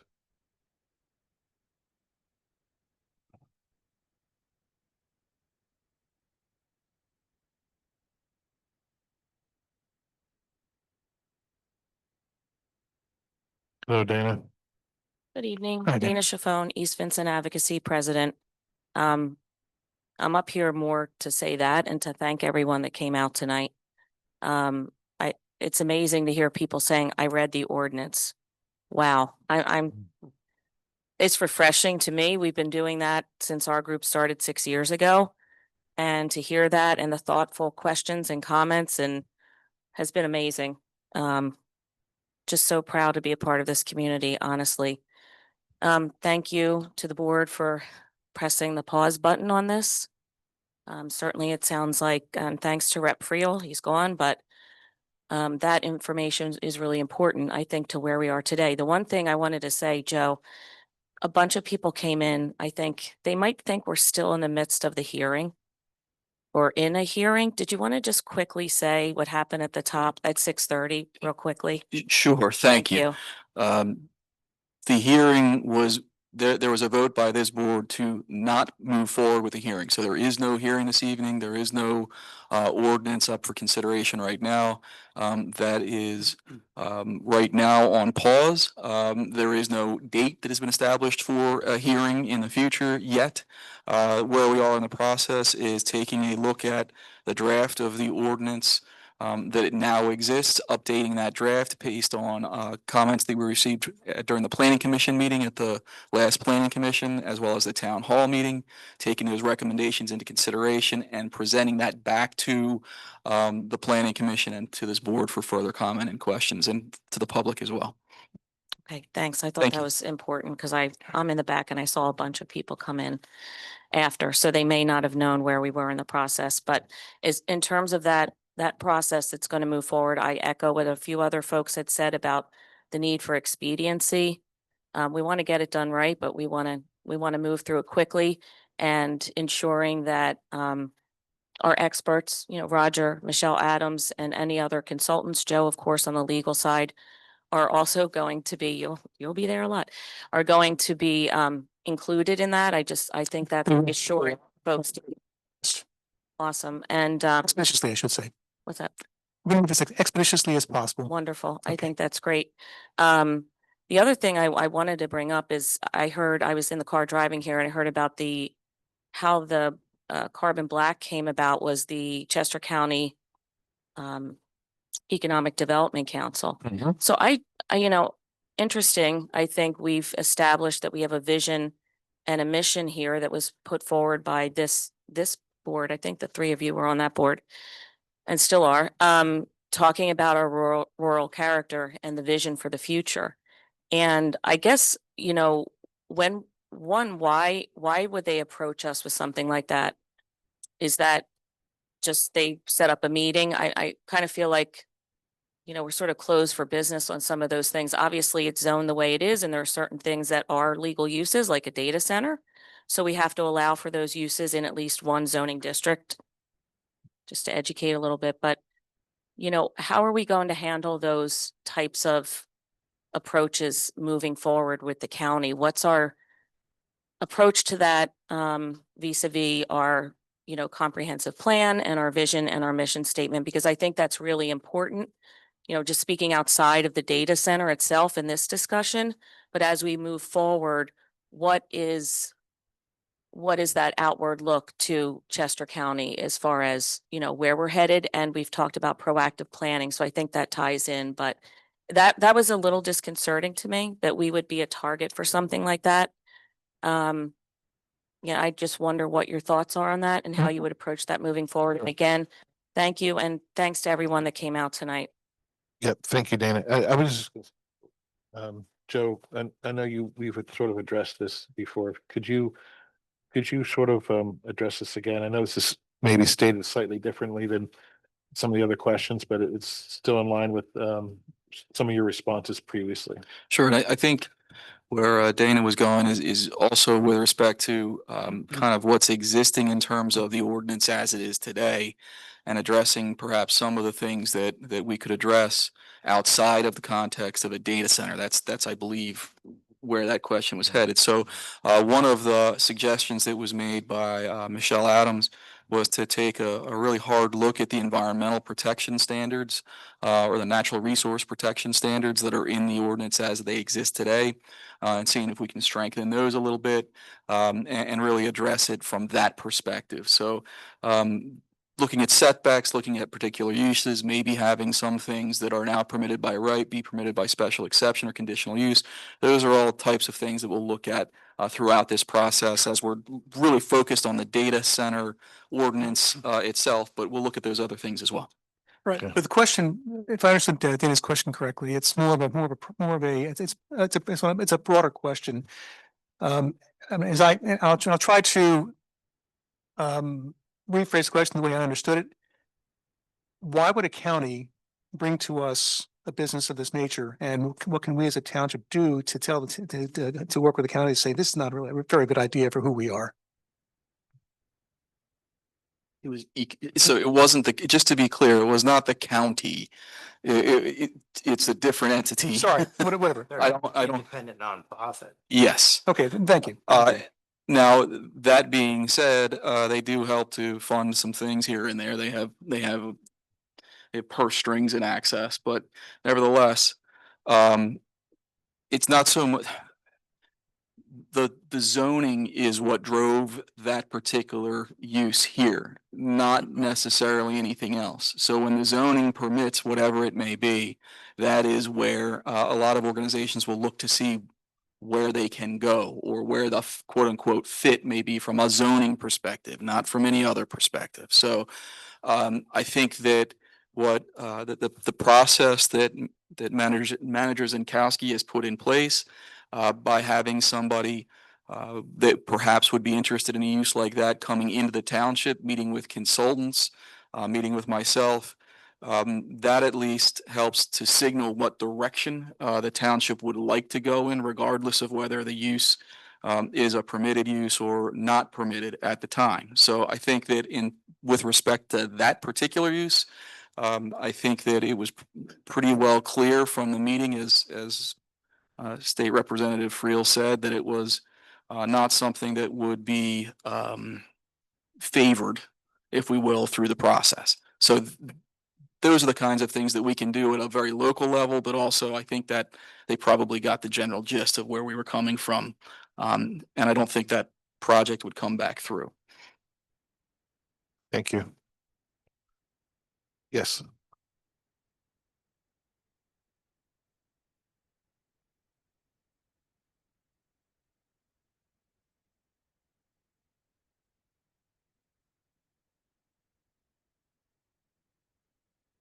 Hi, Elaine Melito, Almond Mill Road.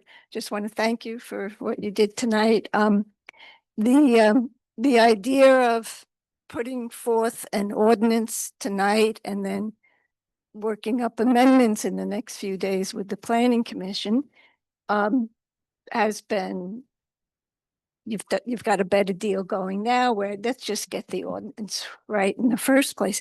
But the one thing I'm concerned about is that we were going to meet with the planning commission for 3 nights in a row and do it and then advertise it.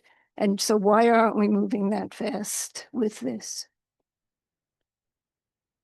Go ahead, Bob. This is about the canceling of the, why are they canceling the 3 meetings? So at this point in time, the decision was made to hold off on those planning commission meetings until we can get the amendment, the proposed red line drafts together to present to the planning commission, and then the planning commission can run through its process as well, both as individuals and then eventually collectively. So, But I mean, what we had planned was that we would have all that redlined stuff ready by tomorrow night. It's not ready. What? Sleep. Sleep. Commission was going. We have, wait a minute, Mona. Quick. We have the EVA's ordinance that has spoken to everything that has been said tonight. And I feel like we have something really strong that we're planning on getting in place in 3 nights. And so that's all. I'm just concerned. This sounds like it's going to take a lot longer. It's going to, Elaine, it will take longer. The ordinance, right now, there is nothing to go forward with. Well, there is. No. Finish, please. Wanted to say, I don't want to have. Finish, please, Elaine. No, not. Hello, let me finish, please. I've said what I want to say. Wow. I want to say it anyway. There is to go forward because it's going to be revised. So instead of the planning commission, right now, for all practical purposes, in a real sense, doesn't exist. Until we finish with the ordinance, we'll give The draft, right? a draft of a new ordinance, taking into consideration the things we've heard over the past 2 weeks. Well, I shouldn't say past weeks. That we've been hearing, and so the information that we got from Michelle and from the EVA. So I'm sorry if you didn't want to hear the answer. I apologize for that, but it's something I think you need to hear. Yes, please. Hitchcock, also Holman Mill Road. I guess I'm just wondering, and I understand your need for sleep, but I'm sure you've all been working hard. But honestly, October 24th, which, and by the way, Haley, could you check the website? Because I looked and I don't see the date of the planning commission meetings under planning commission. I see for the board of supervisors, I see when it meets, but I'm not seeing that under planning commission. So if you wouldn't mind checking that.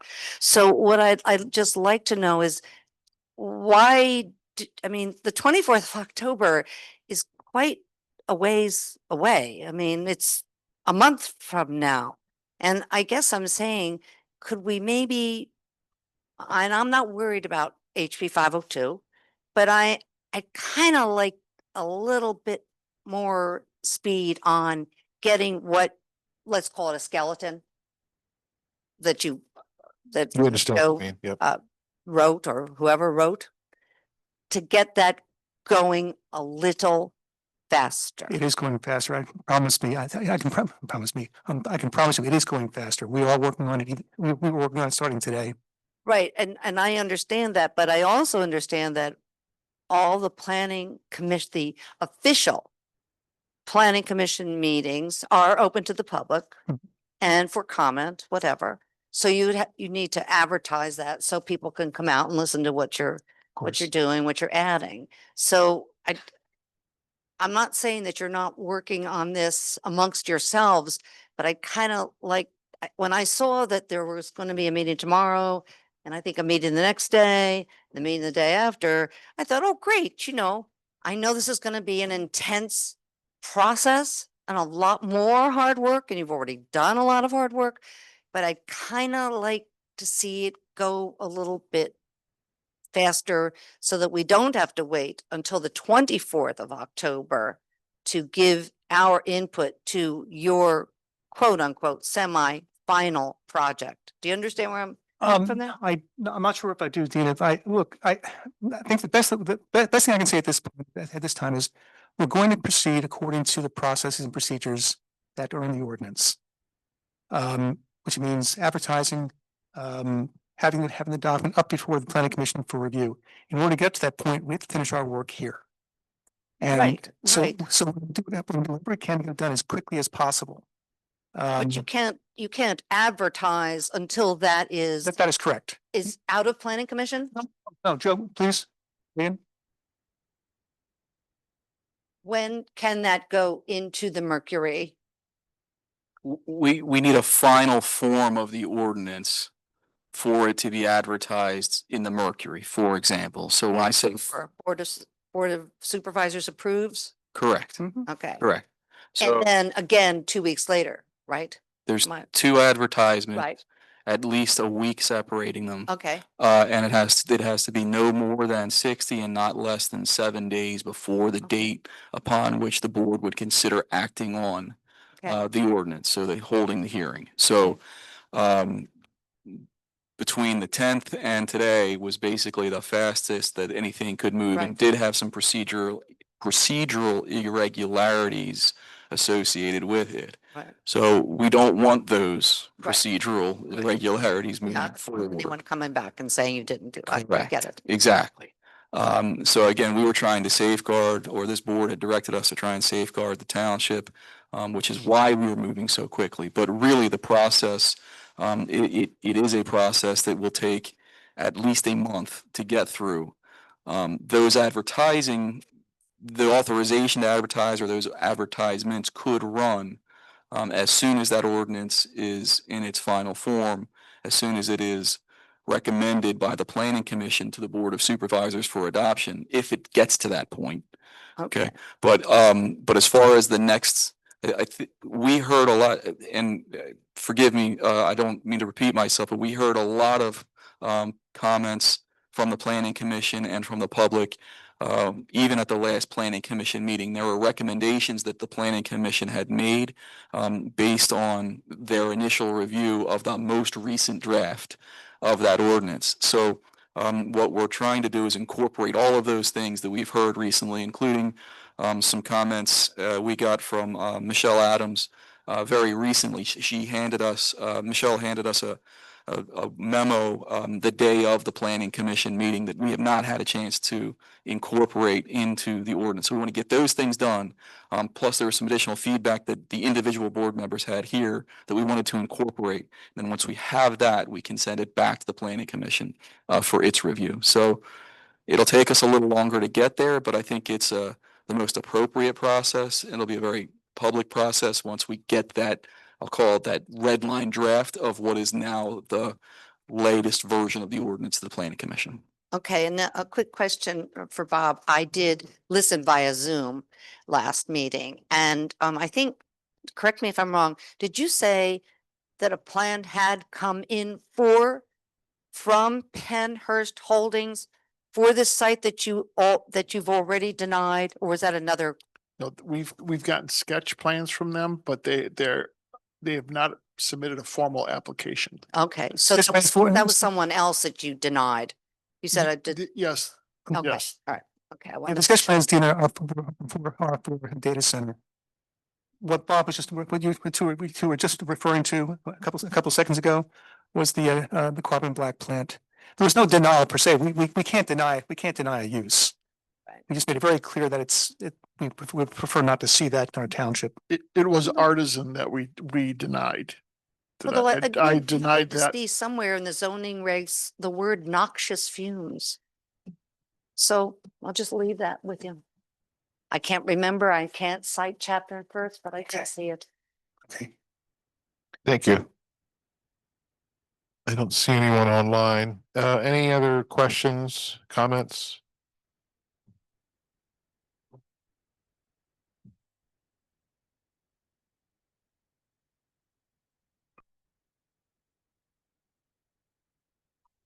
Good evening, Katie Muth, 316 Emerald Court. Sorry, I forgot where I lived. Thanks for hosting this. I missed the beginning, so I'm going off the recap that was provided regarding the summary of what was canceled and why.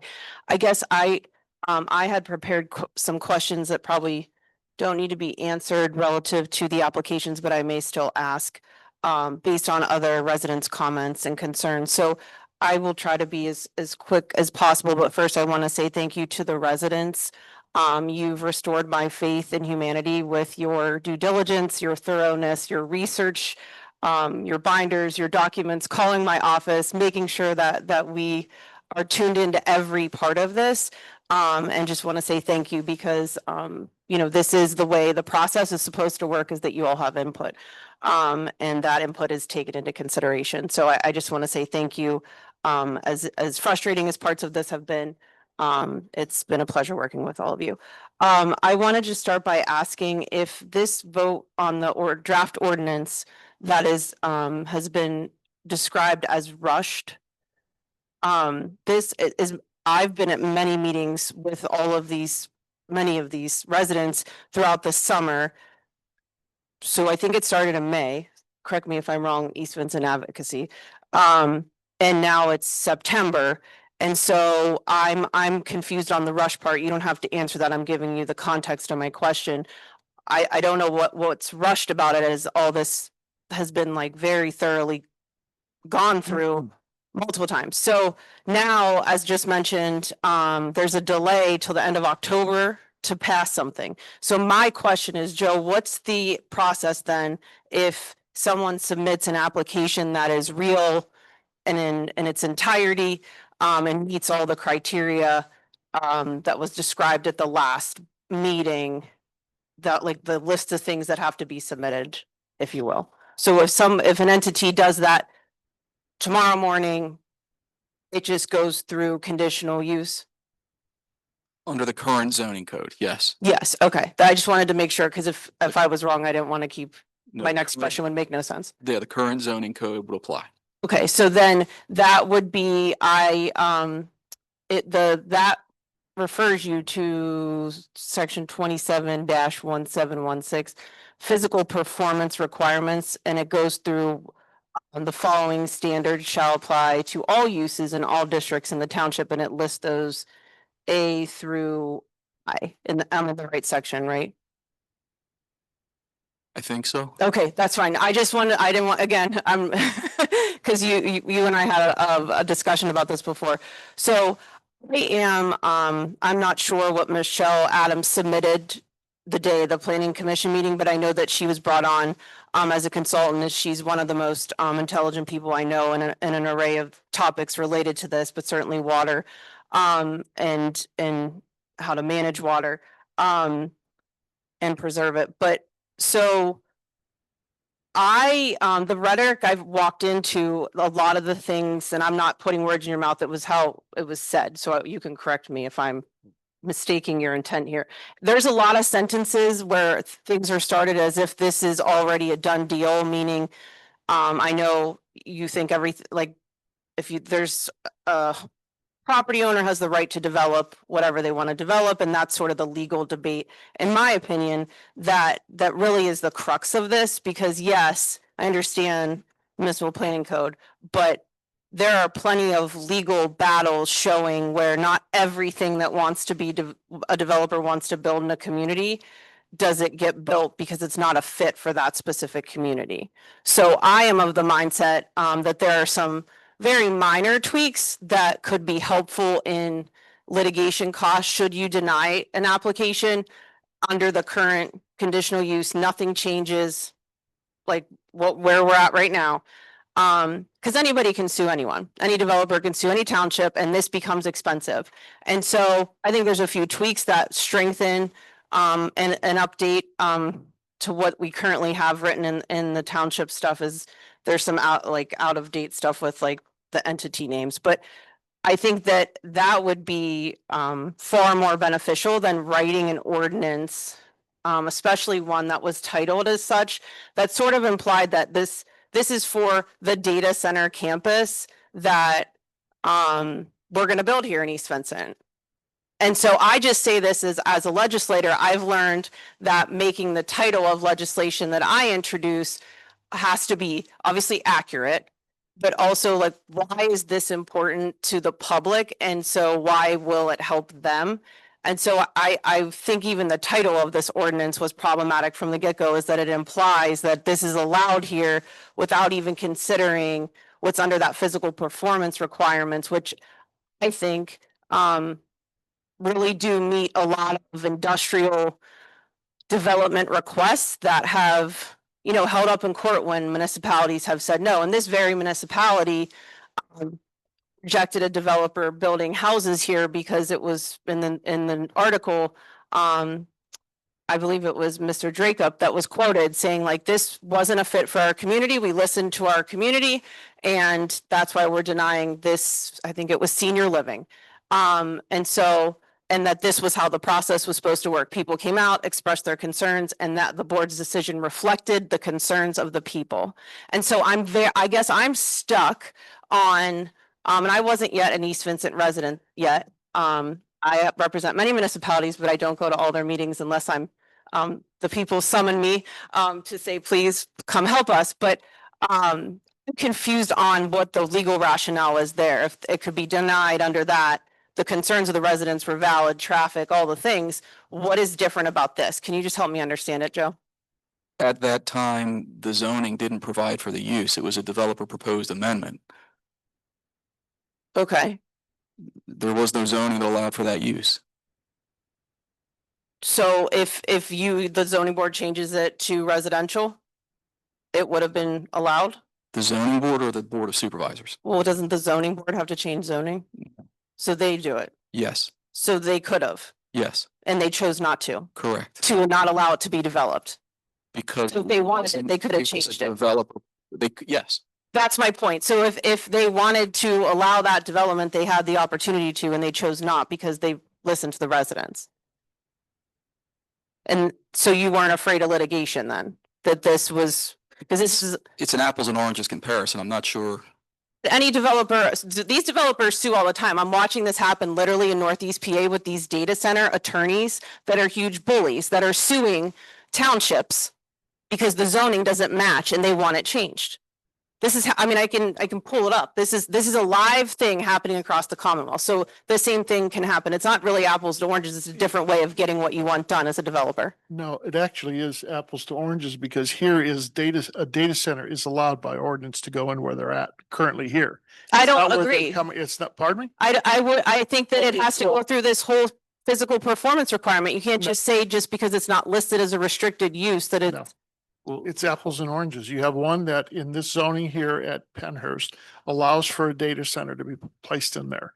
You have a different one where you want someone that wants the township to change the zoning for an allowed use. I understand the difference. It's different. So it is different. It is different in the sense of the process, but the board still decided what was developed. They No, chose not to change the zoning. The standards are different. Everything's different. It's a different process. Yes, there's a zoning, this is already zoned for industrial mixed use, which has to meet these physical performance requirements under a general industrial district. So my whole point is that what exists now, like not everything fits in every community.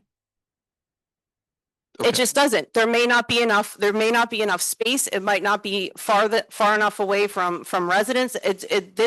You allow development in a community, it gets built. And then when this other thing that comes in that does not meet all of the things that were just said, the noxious stuff, the vibration, all of it, the public health and safety, no use shall create an objectionable condition in an adjoining area which will endanger public health and safety or be detrimental to the proper use. So this goes back to what you said about how you have to prove harm, but we already have, this isn't like fracking in 2008 before anybody had contaminated drinking water. We literally have data and evidence from other states showing that if this is built too close to humans and wildlife, it'll wreak havoc. That's science. So that's where I'm confused why we need an ordinance and we can't just strengthen pieces of what exists.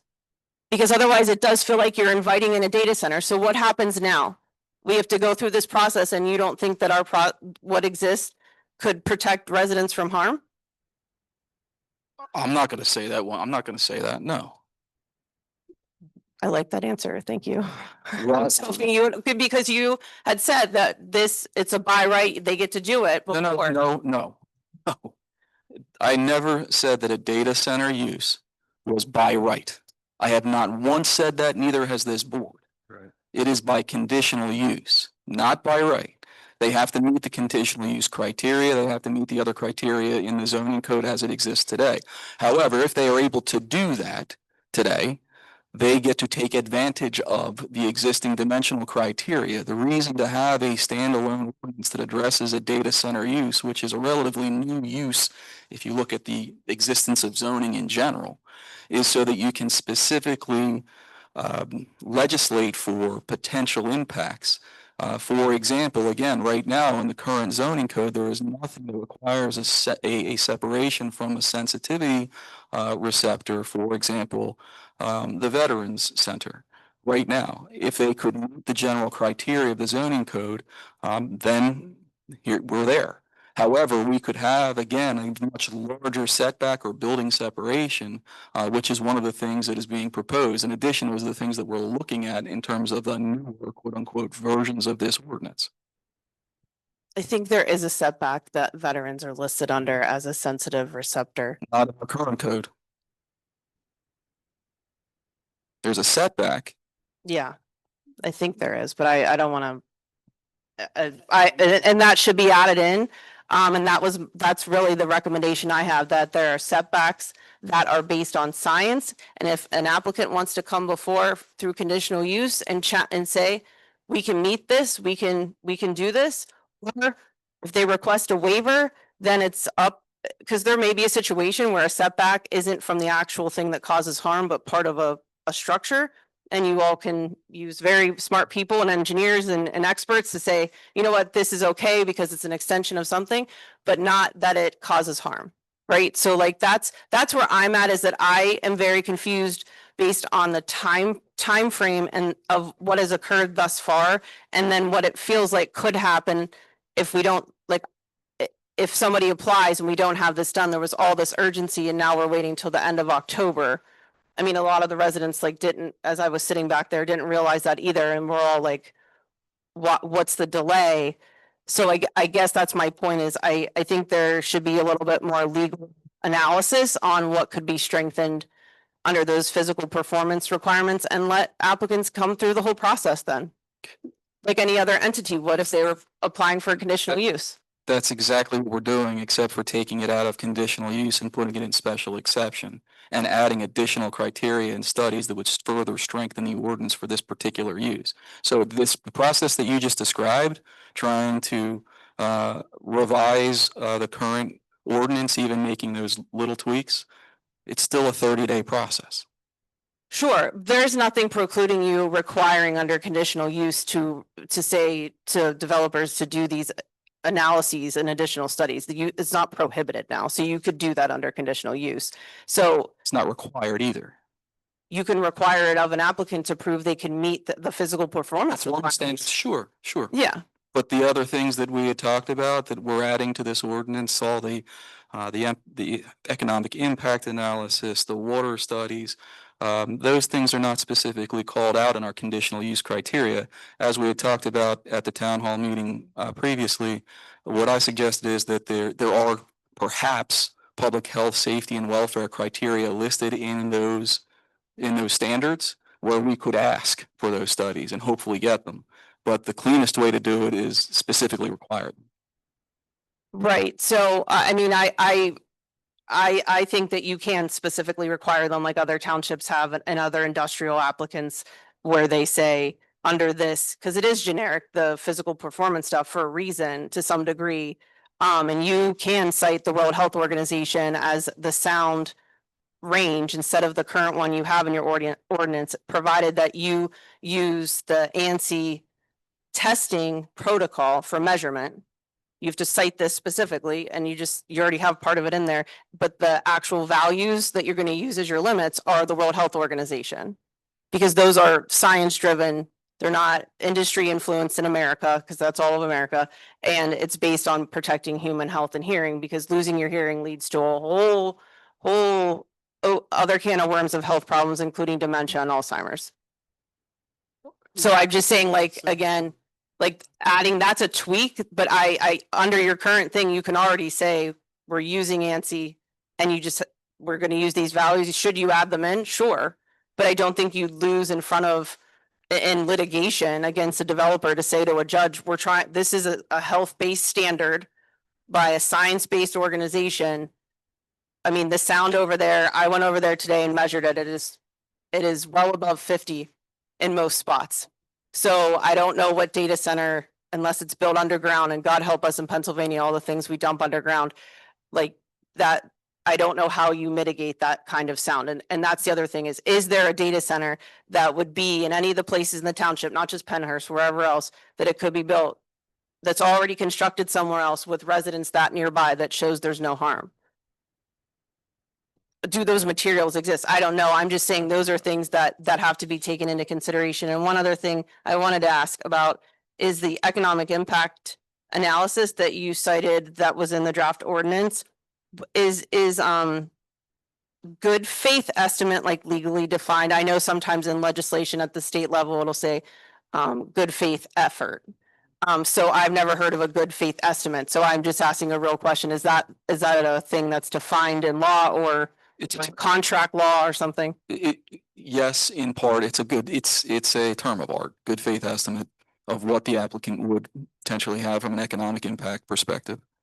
But those are all, again, you have the studies that are done, they're reviewed by the township's consultants. If the township's consultants are not satisfied with call it the level of detail, then there would have to be additional detail provided. Right. So I think that that's something that could be added to the general, like just what the township should do in general with all projects, not just a data center, is if you want to do an independent, you as the township pick a third party, not the developer, they pay for it, so that you can verify, because a lot of the economic impact studies provided by these data centers are grossly inflated in terms of what revenue and even jobs.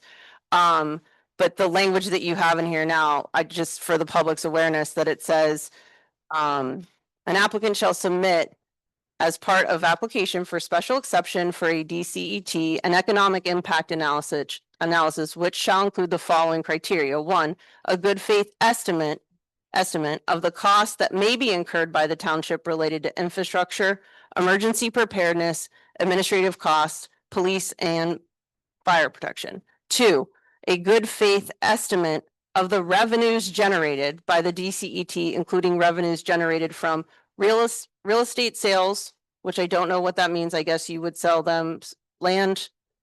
The town, I mean, right, if it's a real estate sale and the township benefited economically, the township would have to sell land. It's a good faith estimate of the revenues generated. I guess that's the whole thing. I have no idea what you're saying. It's in your draft ordinance. But I don't, the interpretation that you're implying, I'm asking, does real estate sales in this township's draft ordinance, it says a good faith estimate of the revenues generated by the DCET, including revenues generated from real estate sales, real estate taxes, and income taxes for the township school district in which the township is located and the county in which the township is located. So it's saying Yeah, transfer tax is 2%. TDR. They're selling. Yeah. It says real estate sales. Yes, you get, Yes. right.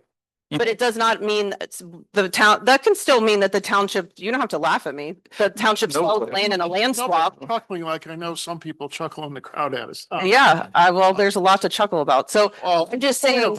I take exception to that. I'm trying to be as polite as I can I tonight. think you so are let's being not very have- polite, but the problem is we need to understand where.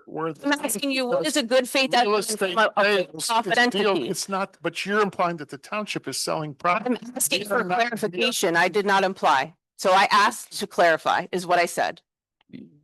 You can shake your head at me. I said, can you All clarify? I'm I saying is read I'm what you- trying to this is figure your this draft out. ordinance I'm that not was trying- rushed. There's nobody trying to argue this, but the issue of why it was rushed, do you know why it was rushed?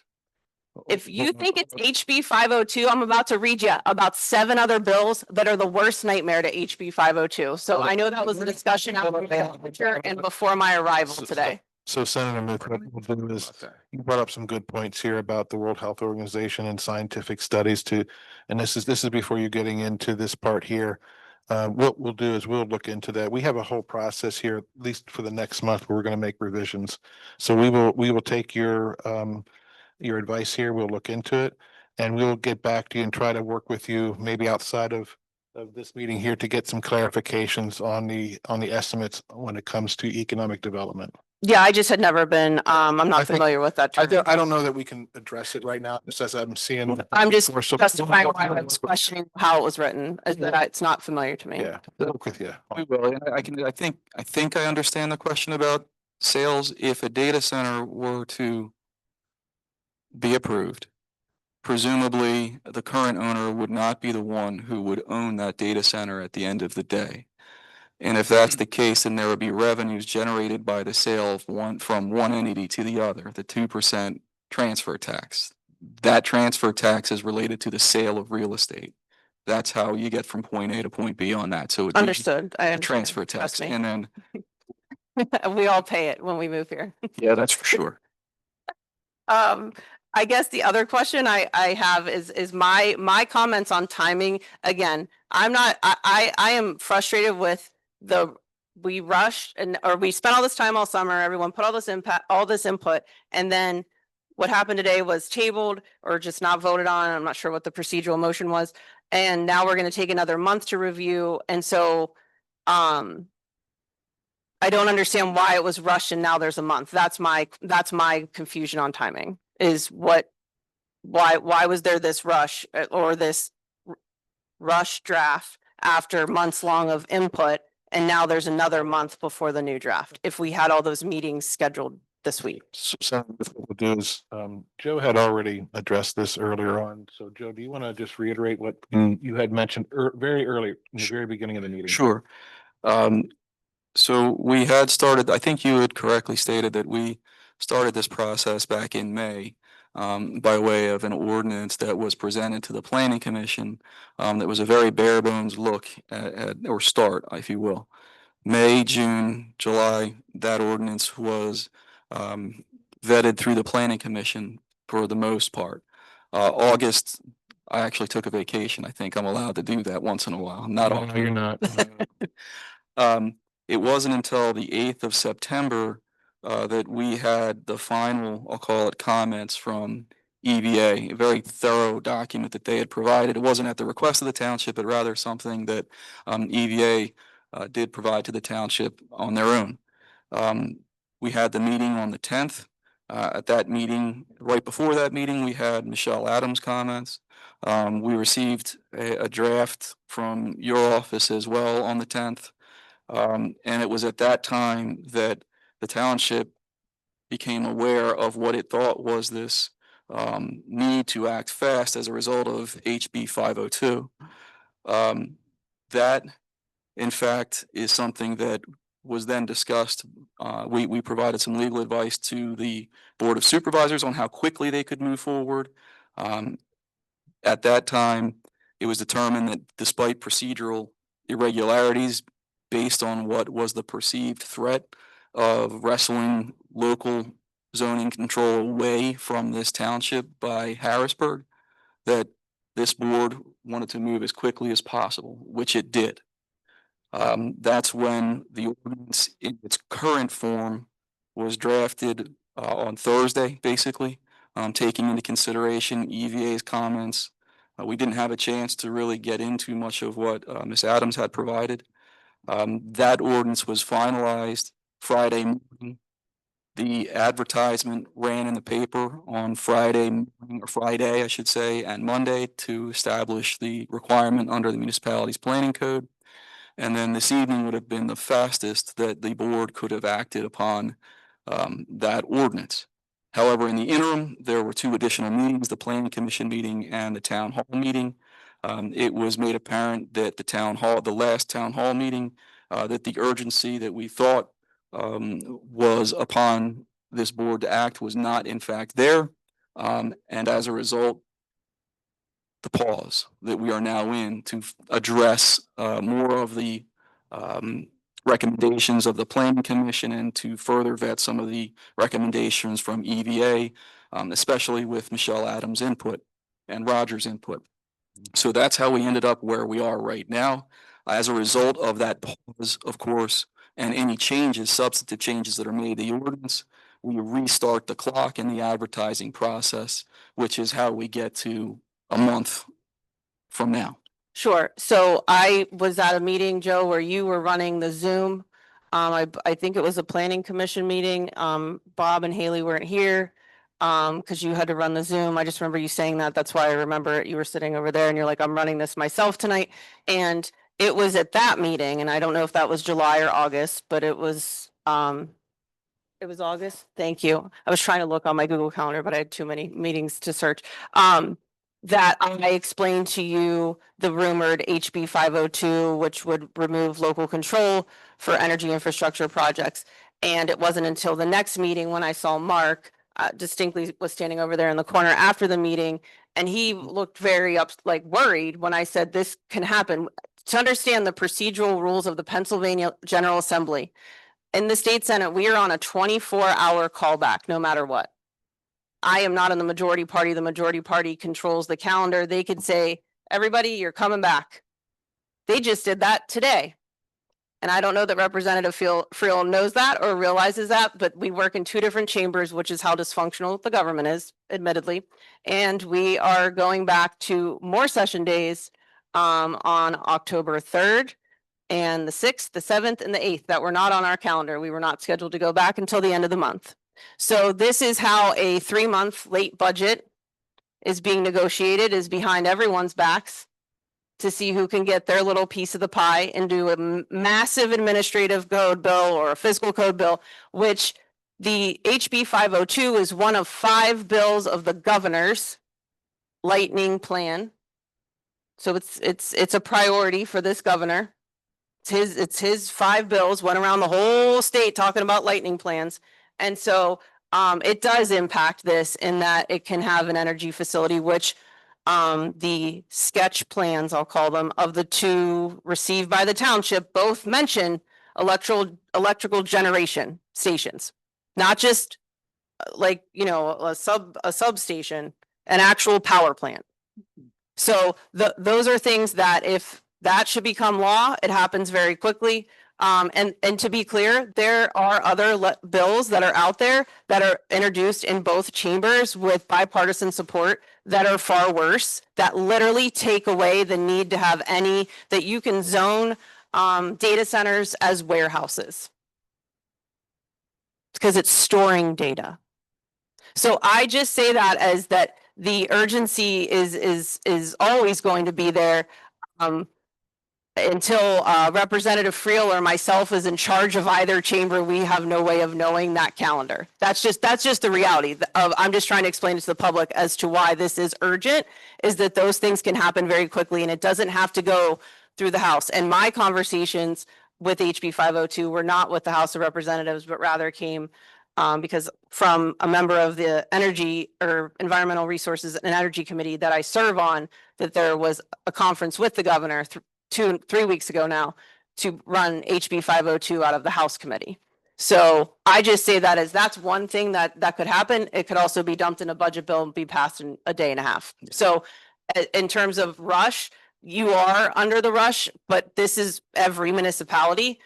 A lot have not started this process at all. And I know you're resetting the clock from, the whole beginning, which isn't necessarily a bad thing, but I do encourage you to, and Joe, I'm not at all trying to diminish your legal expertise, but we live in different parts of the state have different legal challenges relative to industrial development. Yeah. And so I, have a dad, I grew up in Western PA. My dad still lives in Frackland. Westmoreland County is becoming even more Frackland. And so there are a lot of legal challenges happening where the people being protected by the court system and the existing laws, if argued correctly. And I just say that maybe because this is a very complex issue, as I read about bully lawyers and such, that we make sure that, we're ready to go into litigation if need be, because if it means having to pay for that versus having to pay the invaluable cost of our health and safety and our well-being that none of us can ever get back once it's harmed. That's my plea to you. I'm not here to yell or whatever. I'm literally asking you, same as you would ask me for a vote on a bill to stop something bad from happening. That's what I'm asking all you, is that I, not just as a resident of this township, but this has a whole wave effect. And if there are possibly three other giant data centers going in this area, literally in this area, there has not been a conversation across municipalities. It's like traffic planning. When I got elected and no township plans passed, they're not required to, their traffic corridor. And I was like, wait, what, why? And that's, local control. But again, taking the initiative right now to meet.